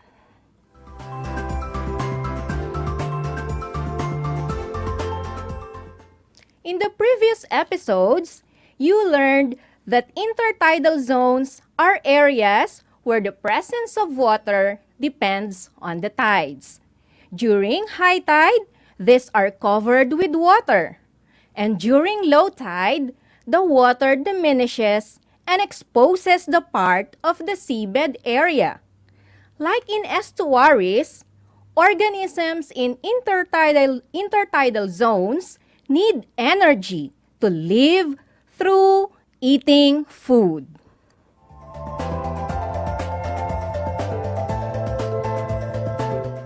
At this point, let us have an activity.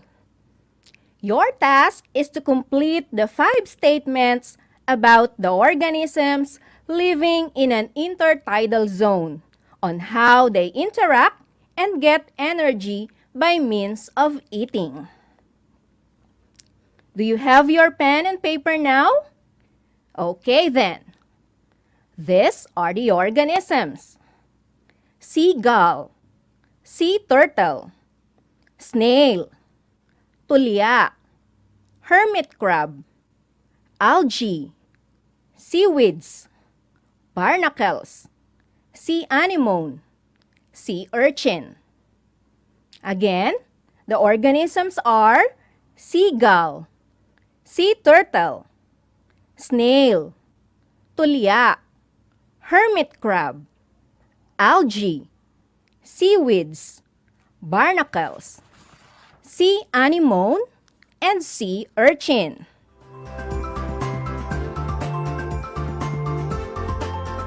What you are going to do is to choose the appropriate name of organism to complete each statement. Number 1. Hermit crab eats blank. Hermit crab eats blank. 2. Snail may be eaten by blank. Snail may be eaten by blank. Number 3. Algae may be eaten by blank. Algae may be eaten by blank. 4. Sea urchin eats blank. Sea urchin eats blank. And number 5. Sea turtle eats blank. Sea turtle eats blank. I will give you 20 seconds to complete your task. And your time starts now.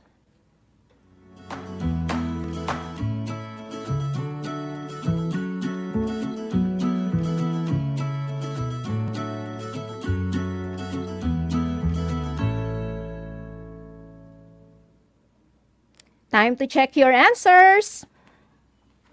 For statement number 1, hermit crab eats any of these organisms: seaweeds, algae, or snail. Hermit crab eats seaweeds, algae, or snail.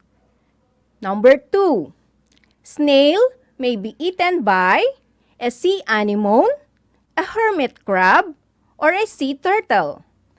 Snail may be eaten by sea anemone, hermit crab, or sea turtle. Statement number 3. Algae may be eaten by any of these organisms: seagull, a sea turtle, hermit crab, or snail. Seagull, sea turtle, hermit crab, or snail. Number 4. Sea urchin eats snail or a crab. sea urchin eats snail or crab. Number 5. Sea turtle eats algae, seaweeds, snail, hermit crab, or sea anemone. Sea turtle eats algae, seaweeds, snail, hermit crab, sea anemone.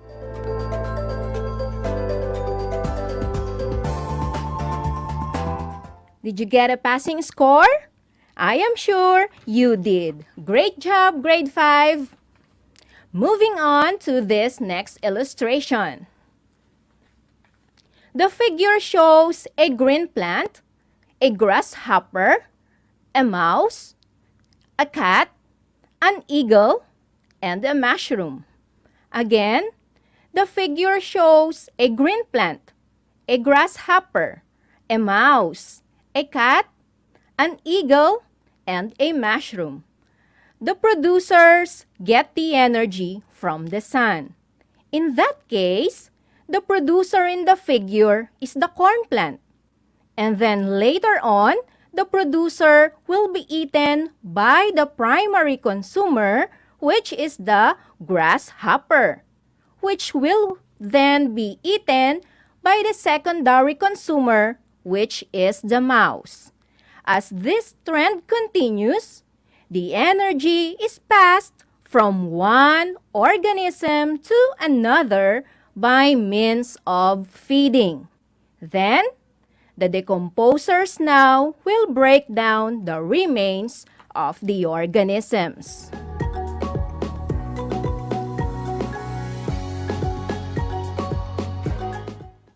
From the organisms mentioned, green plant, grasshopper, mouse, cat, eagle, and the mushroom, which do you think is the decomposer?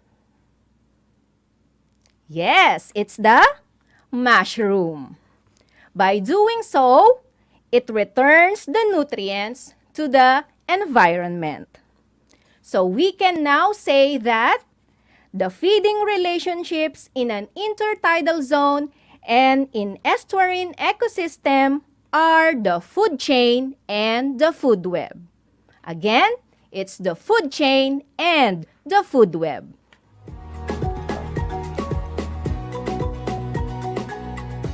A food chain is the transfer of energy and nutrients from producer to consumers through eating process. Again, a food chain is the transfer of energy and nutrients from producer to consumers through eating process.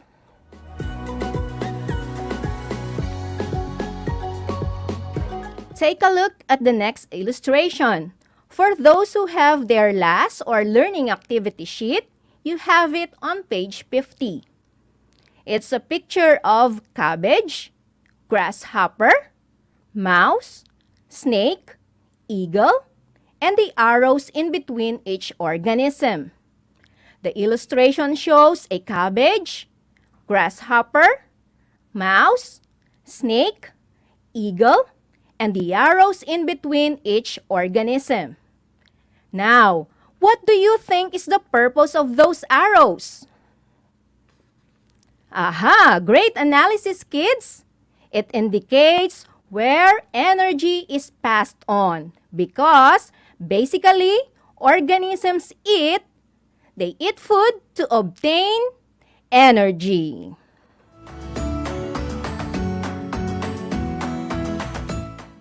Can you identify now the producer in that food chain? Of course, it's the cabbage. How about the secondary consumer in that food chain? It's the snake. How about the tertiary consumer in that food chain?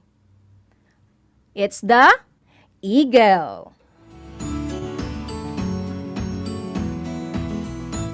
My next question would be, what is the ultimate source of energy that drives the food chain?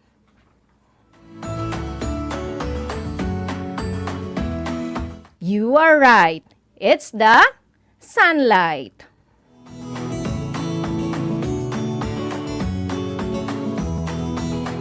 Our next illustration displays different organisms and more arrows pointing to one organism to the other organism.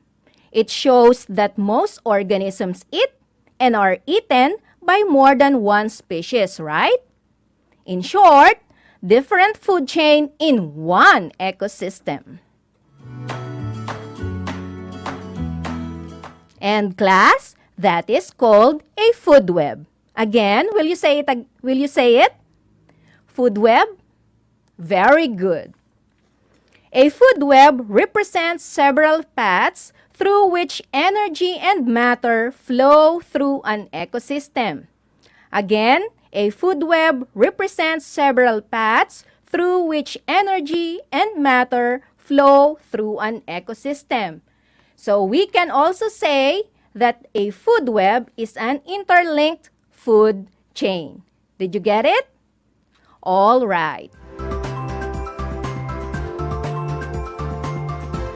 Can you now construct one food chain from that food web? Let me share with you my constructed food chain from the food web shown. Do not forget grade 5 that your food chain should always start with a producer. My producer is the mango tree. The herbivore is the fruit fly. The primary consumer is the small bird. Secondary consumer is the eagle. Then, the wild dog is the tertiary consumer. From the food web shown, you can make also your own food chain. But meanwhile, since we are talking about the intertidal zone, let us have a sample food chain from an intertidal zone ecosystem. Let us be reminded that your food chain should start with a producer. Let me share to you once more the organisms present in the illustration. These are the organisms found in an intertidal zone. Seagull, sea turtle, snail, tulya, crab, algae, seaweeds, barnacles, sea anemone, sea urchin. We have seagull, sea turtle, snail, tulya, crab, algae, seaweeds, barnacles, sea anemone, and sea urchin. Okay, I hope you can follow, dear grade 5. Let us have this example. The algae is the producer. Then, it will be eaten by the snail. To be eaten by the hermit crab. Then, the hermit crab to be eaten by the sea turtle. See, constructing a food chain is so easy, right? And most of all, it is enjoyable. Now, let us have our second activity. You are going to construct your own food chain from the food web shown in the figure. For those who are listening over the radio, here are the organisms. Please write them down on your paper. Heron, catfish, or that's hito in Tagalog, sardine, small shrimp, and diatoms. Diatoms is a kind of algae found on swimming pools. Again, I'll repeat the organisms: heron, catfish, sardine, small shrimp, and diatoms. 20 seconds for you to construct your own food chain, and your timer starts now.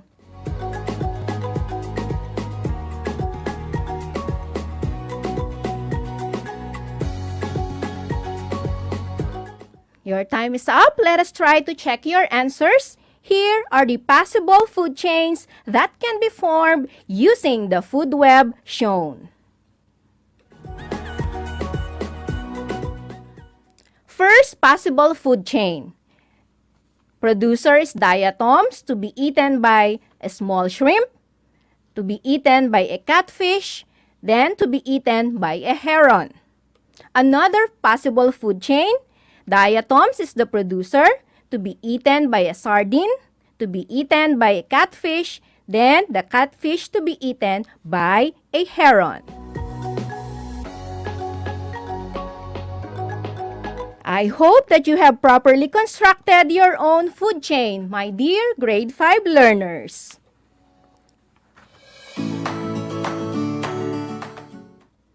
Now, you already know how organisms are classified according to the food they eat and also their feeding relationships. To sum it up, this entire week, we learned about 2 ecosystems, the intertidal zones and the estuaries.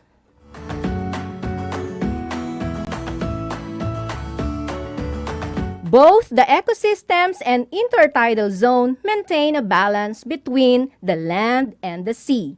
It provides a home to marine animals, and those animals in return serve as food for us humans.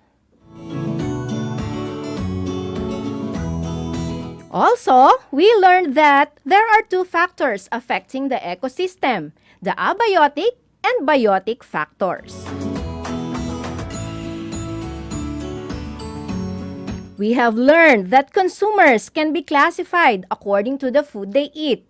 The herbivores, the primary consumers, the secondary carnivores, and the tertiary carnivores.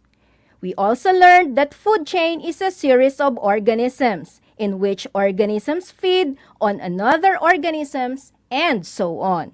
The eating process of organism from producer down to the consumers and then decomposers. The transfer of energy from producers to consumers. And the last is the food web, which is the interlinked of food chain.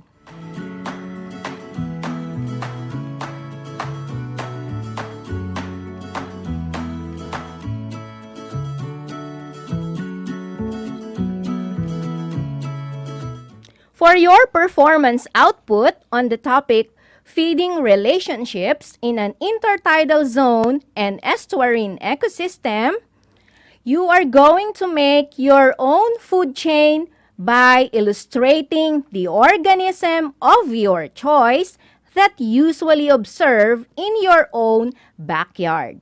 Just remember to start your food chain with a producer, then your primary consumer, then your secondary consumer, and your tertiary consumer. You may use a short bond paper or your pad paper.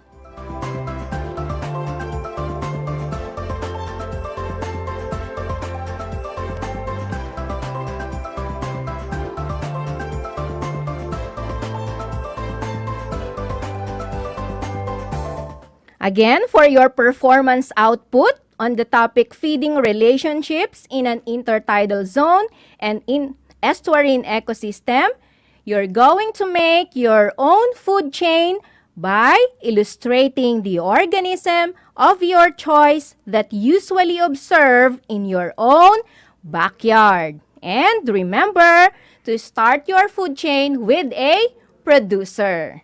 Then your primary consumer to be followed by secondary consumer, and then your tertiary consumer.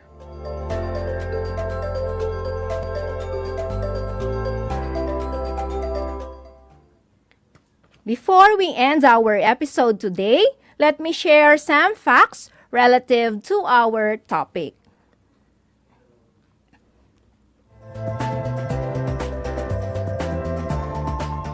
Do you know that the Puerto Princesa Underground River National Park is an example of an estuary? It is a home to thousands of living organisms. That is the Puerto Princesa Underground River National Park.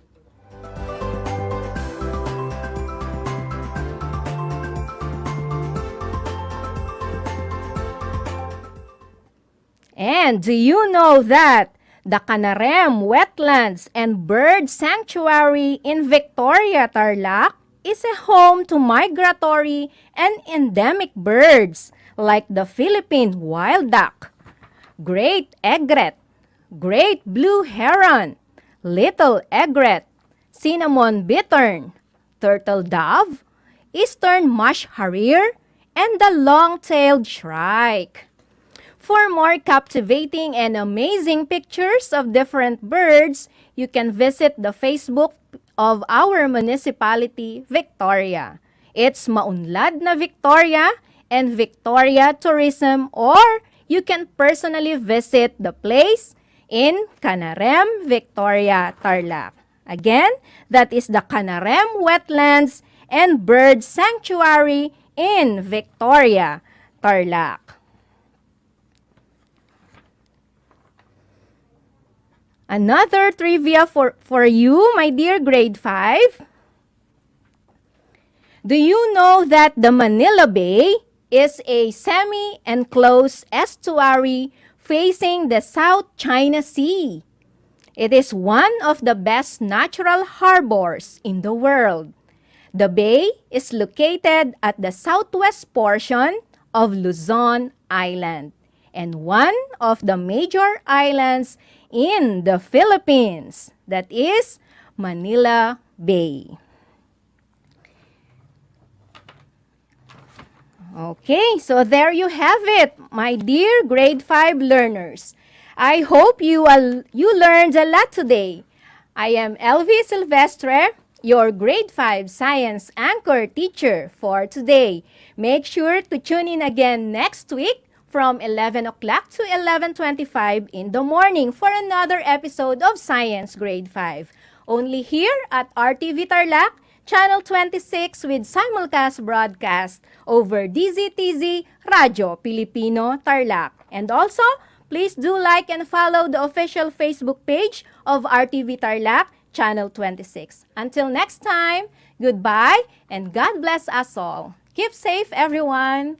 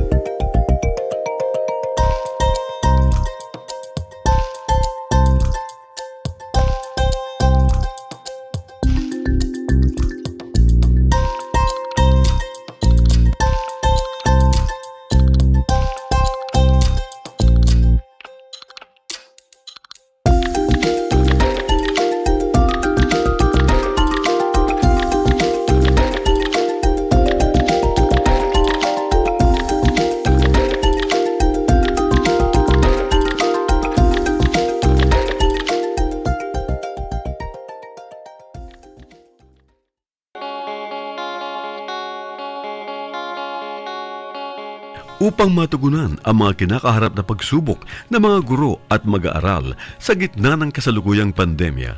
Nagsanib tulong sina Congressman Charlie Cojuangco ng unang distrito ng Tarlac, DEPED Region 3 Regional Director Dr. May B. Eclar at Tarlac Schools Division Superintendent Dr. Ronaldo Pozon para sa isang napapanahong proyekto na tinaguriang Project Shine, Aral TarlakHenyo. Ang mga mag-aaral ng Grade 4 at Grade 5 Ganon din ang grades 8 and 9 sa buong probinsya ng Tarlac ay sasailalim sa radio-based instruction, katuwang ang himpilang DZTZ 828 kHz AM at RTV Tarlac, Channel 26. To our partners in DEPED, thank you po sa inyong entusiasmo in helping our province meet the gap between distance learning and quality of education for our children. Sa mga TV ninyo, pwede kayo manood ng DEPED sa Channel 26.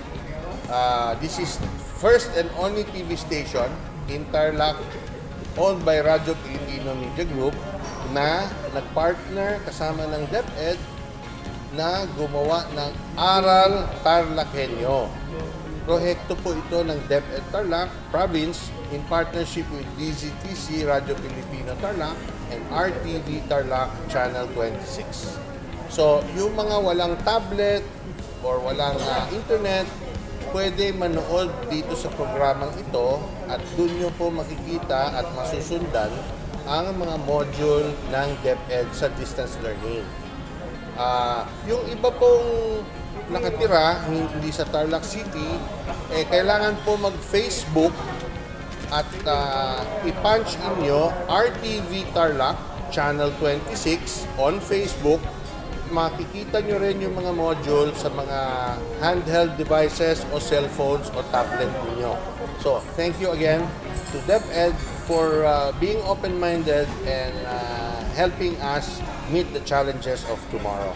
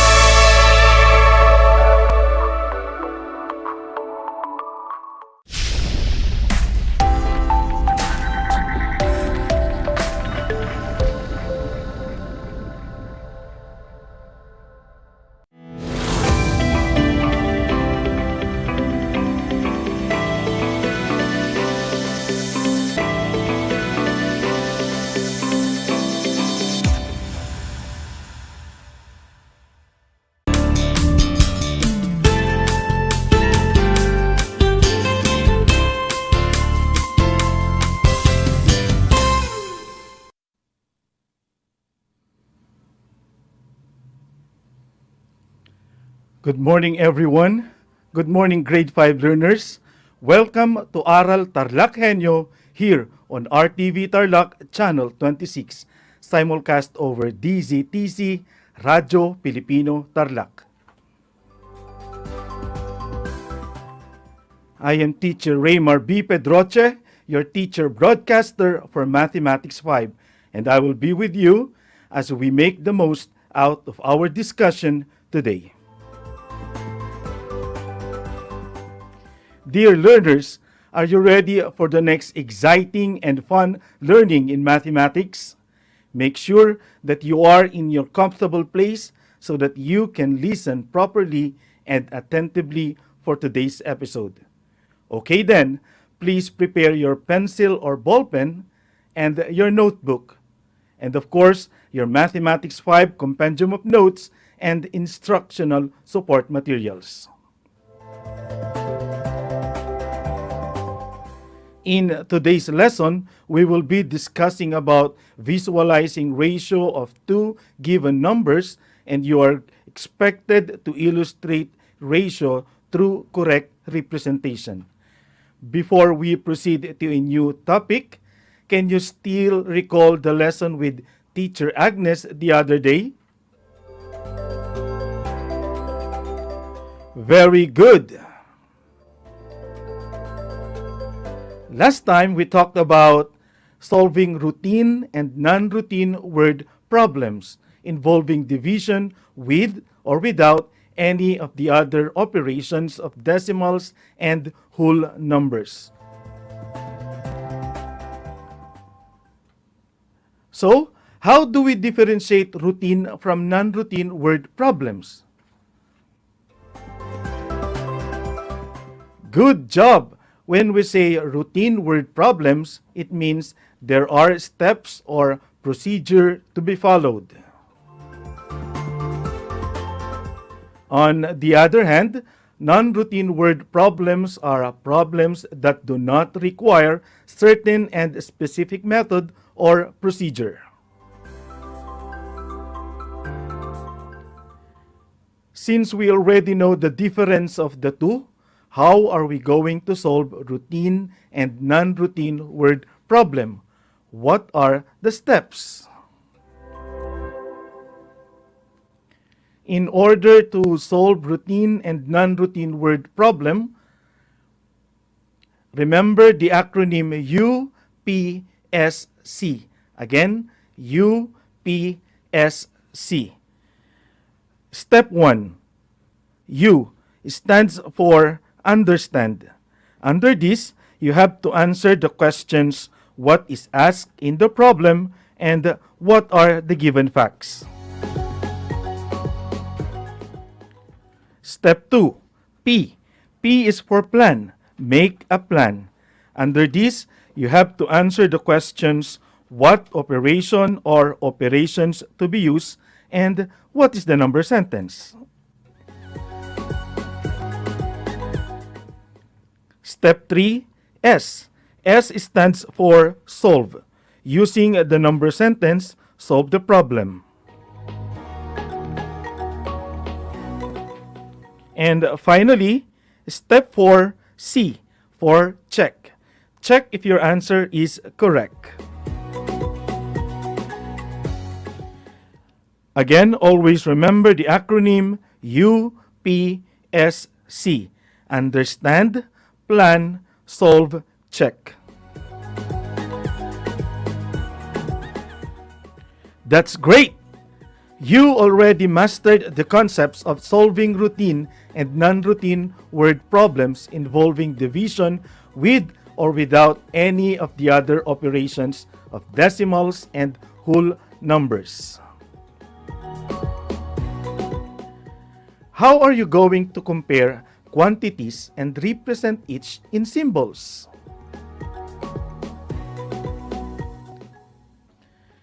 Our next lesson introduces you to the idea of ratio as it is commonly used in our day-to-day life experiences.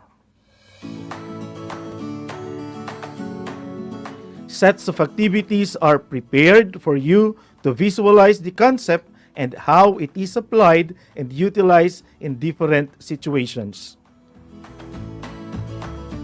Kindly bring out your Mathematics 5 compendium of notes and open it on page 35. Are you ready?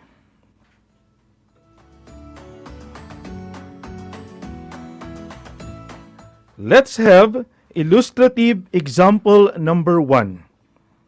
Diego has 4 apples and 5 oranges.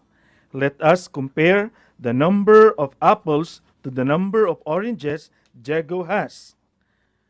When we are comparing two quantities or two numbers, we are actually using the concept of ratio. The ratio of apples to oranges is 4:5 or 4/5. 4:5, which reads 4:5, or in fraction form 4/5, which reads 4/5.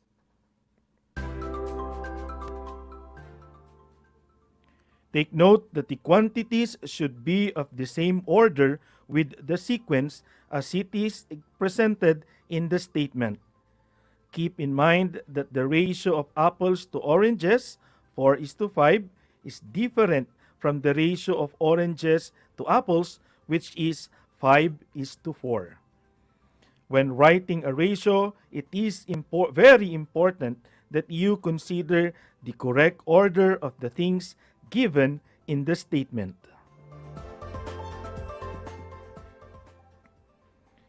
Let us move on to the next example. Illustrative example number 2. Look at your compendium of notes on page 35. The picture shows the number of squares and circles. How many squares are there in the picture? That's right. There are 3 squares. How about circles? How many circles are there in the given example? Great! There are 7 circles in the given figure. Now, based from the given number of squares and circles, what is the ratio of squares to circles? Yes, since there are 3 squares and 7 circles, the ratio of squares to circles is 3:7, or there are 3 squares for every 7 circles. To show the ratio, we will write 3:7, which reads 3:7, or in fraction form, 3/7, which reads 3/7.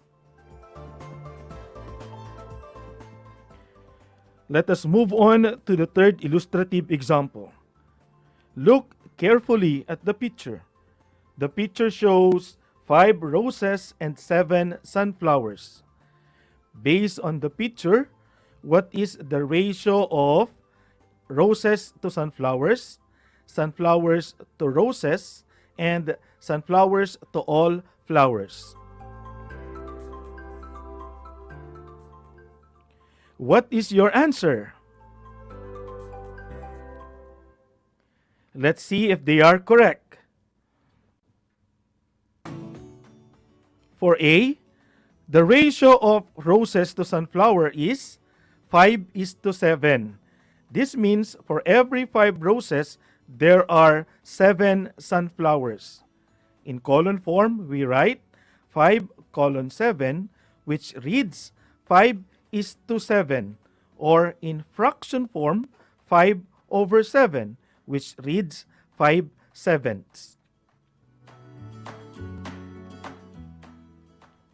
For B, the ratio of sunflowers to roses is 7:5. This means for every 7 sunflowers, there are 5 roses.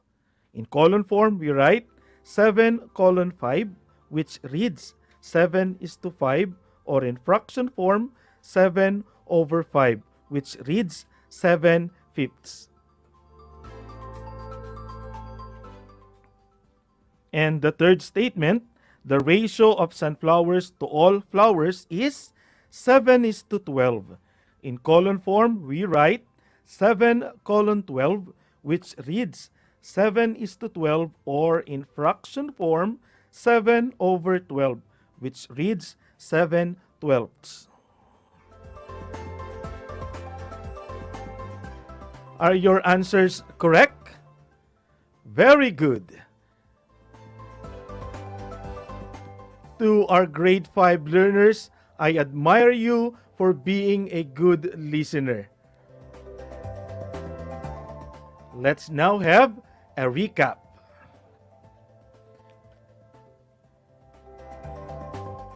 What is a ratio?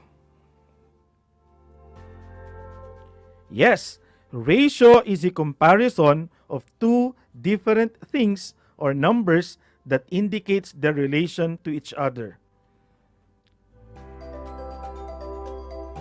What are the different ways of writing a ratio? Ratios can be written in several ways, such as in word form, in colon form, and in fraction form.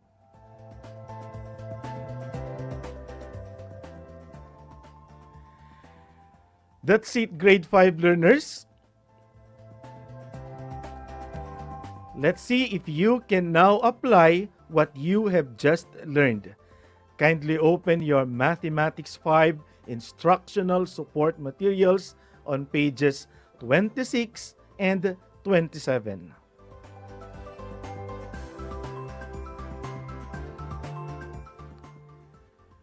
I will guide you in answering these activities. Let's start. Let us answer. Try this activity A on page 26. Are you ready?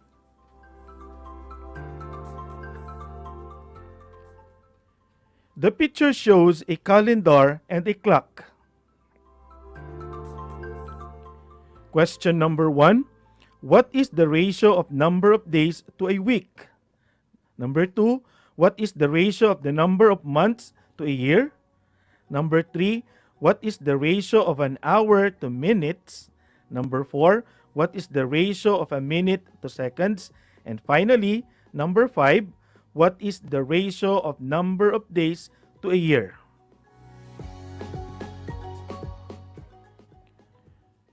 Number 1.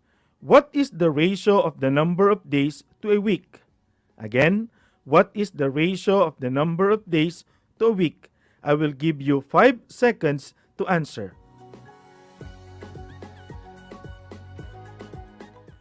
The answer is 7:1. This means that there are 7 days in 1 week. Number 2. What is the ratio of the number of months to a year? Again, what is the ratio of the number of months to a year? I will give you 5 seconds to answer.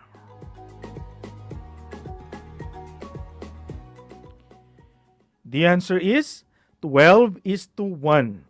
This means that there are 12 months in 1 year. Now, let's answer number 3. What is the ratio of an hour to minutes? Again, what is the ratio of an hour to minutes? I will give you 5 seconds to answer.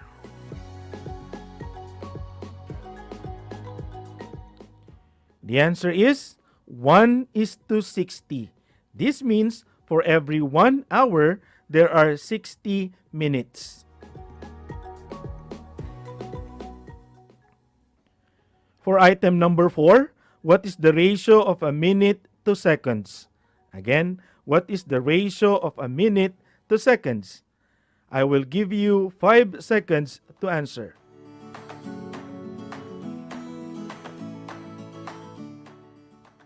Yes, the answer is 1:60. This means for every 1 minute, there are 60 seconds.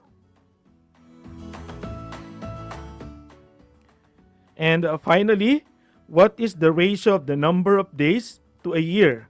Again, what is the ratio of number of days to a year? I will give you 5 seconds to answer.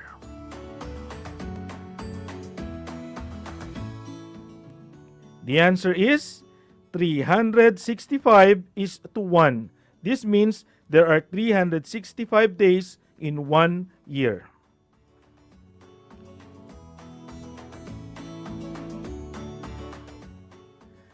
Very good, grade 5 learners. You really mastered the lesson. Let's have another activity. Write the ratio of the following terms. Are you ready? Number 1, 7 pencils to 3 pencil cases. Again, 7 pencils to 3 pencil cases. You can write this as 7:3, which reads 7:3, or 7/3, which reads 7/3.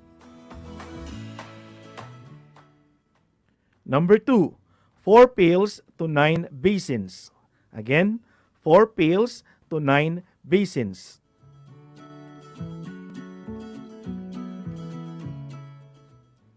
You can write this as 4:9, which reads 4:9, or 4/9, which reads 4/9.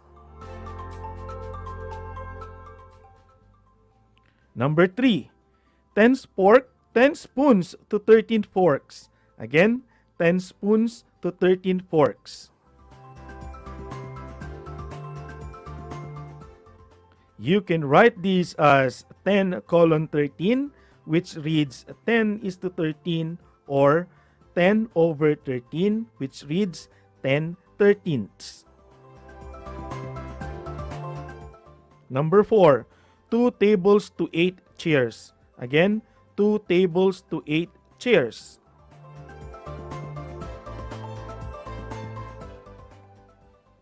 You can write this as 2 colon 8, which reads 2 is to 8, or 2 over 8, which reads 2 eighths. Number 5, 15 balls to 3 boxes. Again, 15 balls to 3 boxes.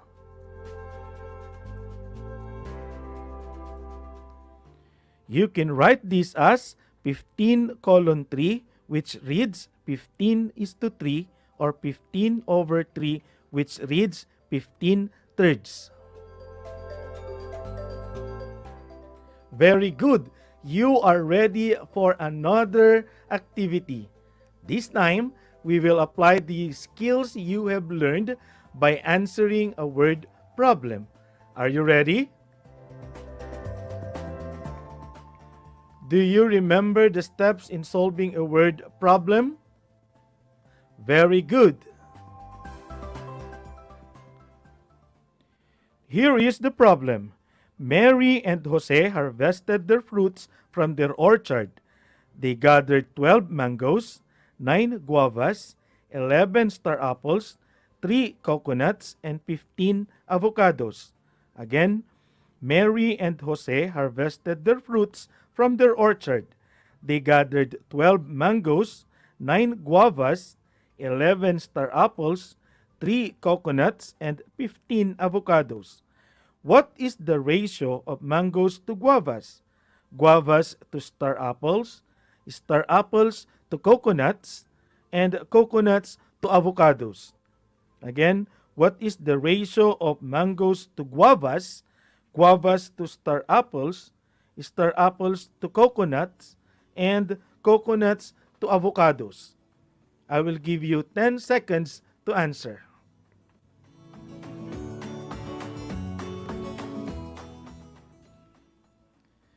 Let us solve this problem using the steps in solving word problems.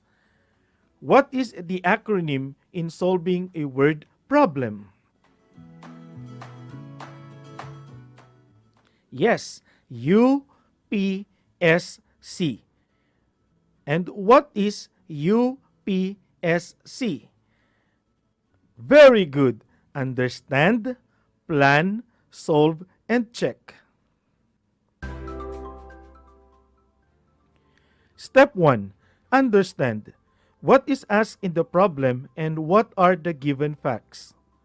Yes, ratio of mangoes to guavas, guavas to star apples to coconuts, and coconuts to avocados.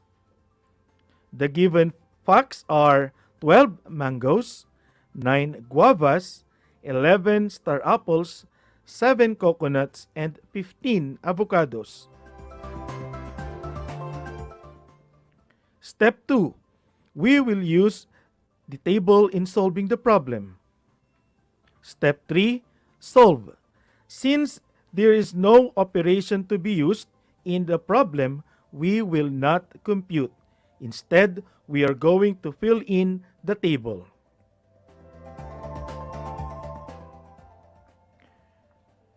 For the first statement, what is the ratio of mangoes to guavas? Yes, the ratio of mangoes to guavas is 12:9. In column form, we can write this as 12:9, which reads 12:9. And in fraction form, 12/9, which reads 12/9. For the second question, what is the ratio of guavas to star apples? Yes, the ratio of guavas to star apples is 9:11. In column form, we can write this as 9:11, which reads 9:11. And in fraction form, 9/11, which reads 9/11. For the third question, what is the ratio of star apples to coconuts? Yes, the ratio of star apples to coconuts is 11:7. In column form, we can write this as 11:7, which reads 11:7. And in fraction form, 11/7, which reads 11/7. And for the fourth statement, what is the ratio of coconuts to avocados? Yes, the ratio of coconuts to avocados is 7:13. In column form, we can write this as 7:13, which reads 7:13. And in fraction form, 7/13, which reads 7/13. For step 4, check your answer. Are they correct?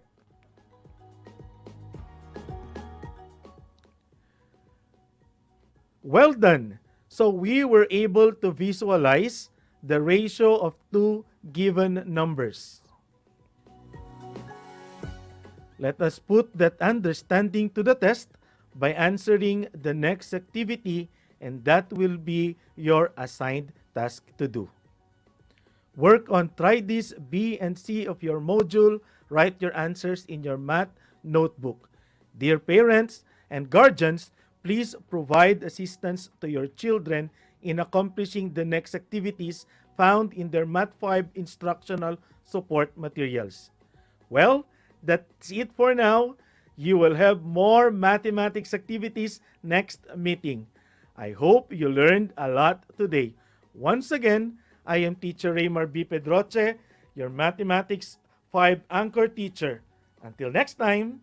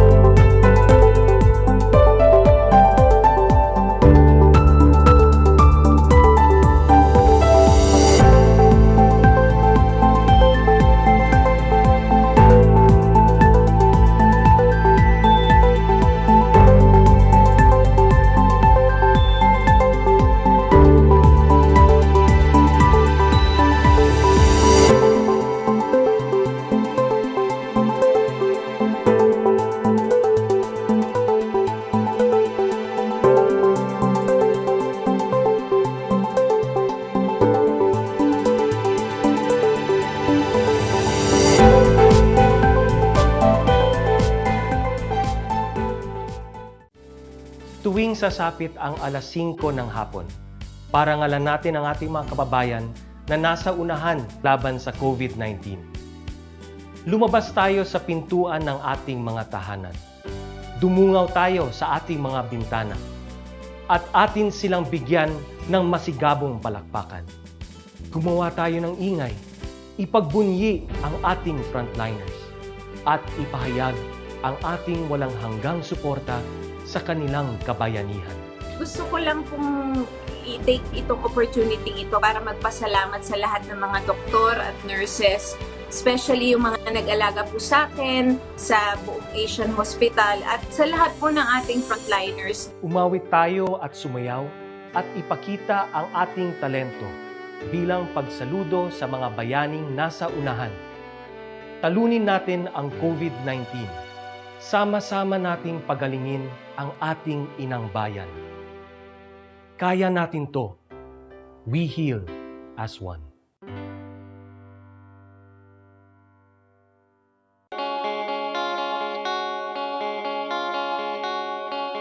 Upang matugunan ang mga kinakaharap na pagsubok ng mga guro at mag-aaral sa gitna ng kasalukuyang pandemya, nagsanib tulong sina Congressman Charlie Cojuangco ng unang distrito ng Tarlac, DEPED Region 3 Regional Director Dr. May B. Eclar at Tarlac Schools Division Superintendent Dr. Ronaldo Pozon para sa isang napapanahong proyekto na tinaguriang Project Shine, Aral TarlakHenyo.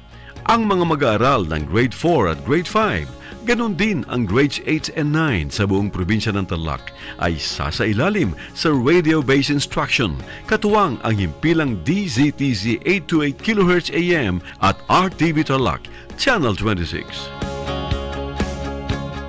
Buhay mga bata at lalong-lalo na syempre sa mga batang nasa ika-5 baitan. Hello! Magandang araw din sa inyo, mahal naming magulang. Ito ang Aral TarlakHenyo ng SDO Tarlac Province dito sa RTV Tarlac, Channel 26 at DZTC Radio Pilipino, Tarlac.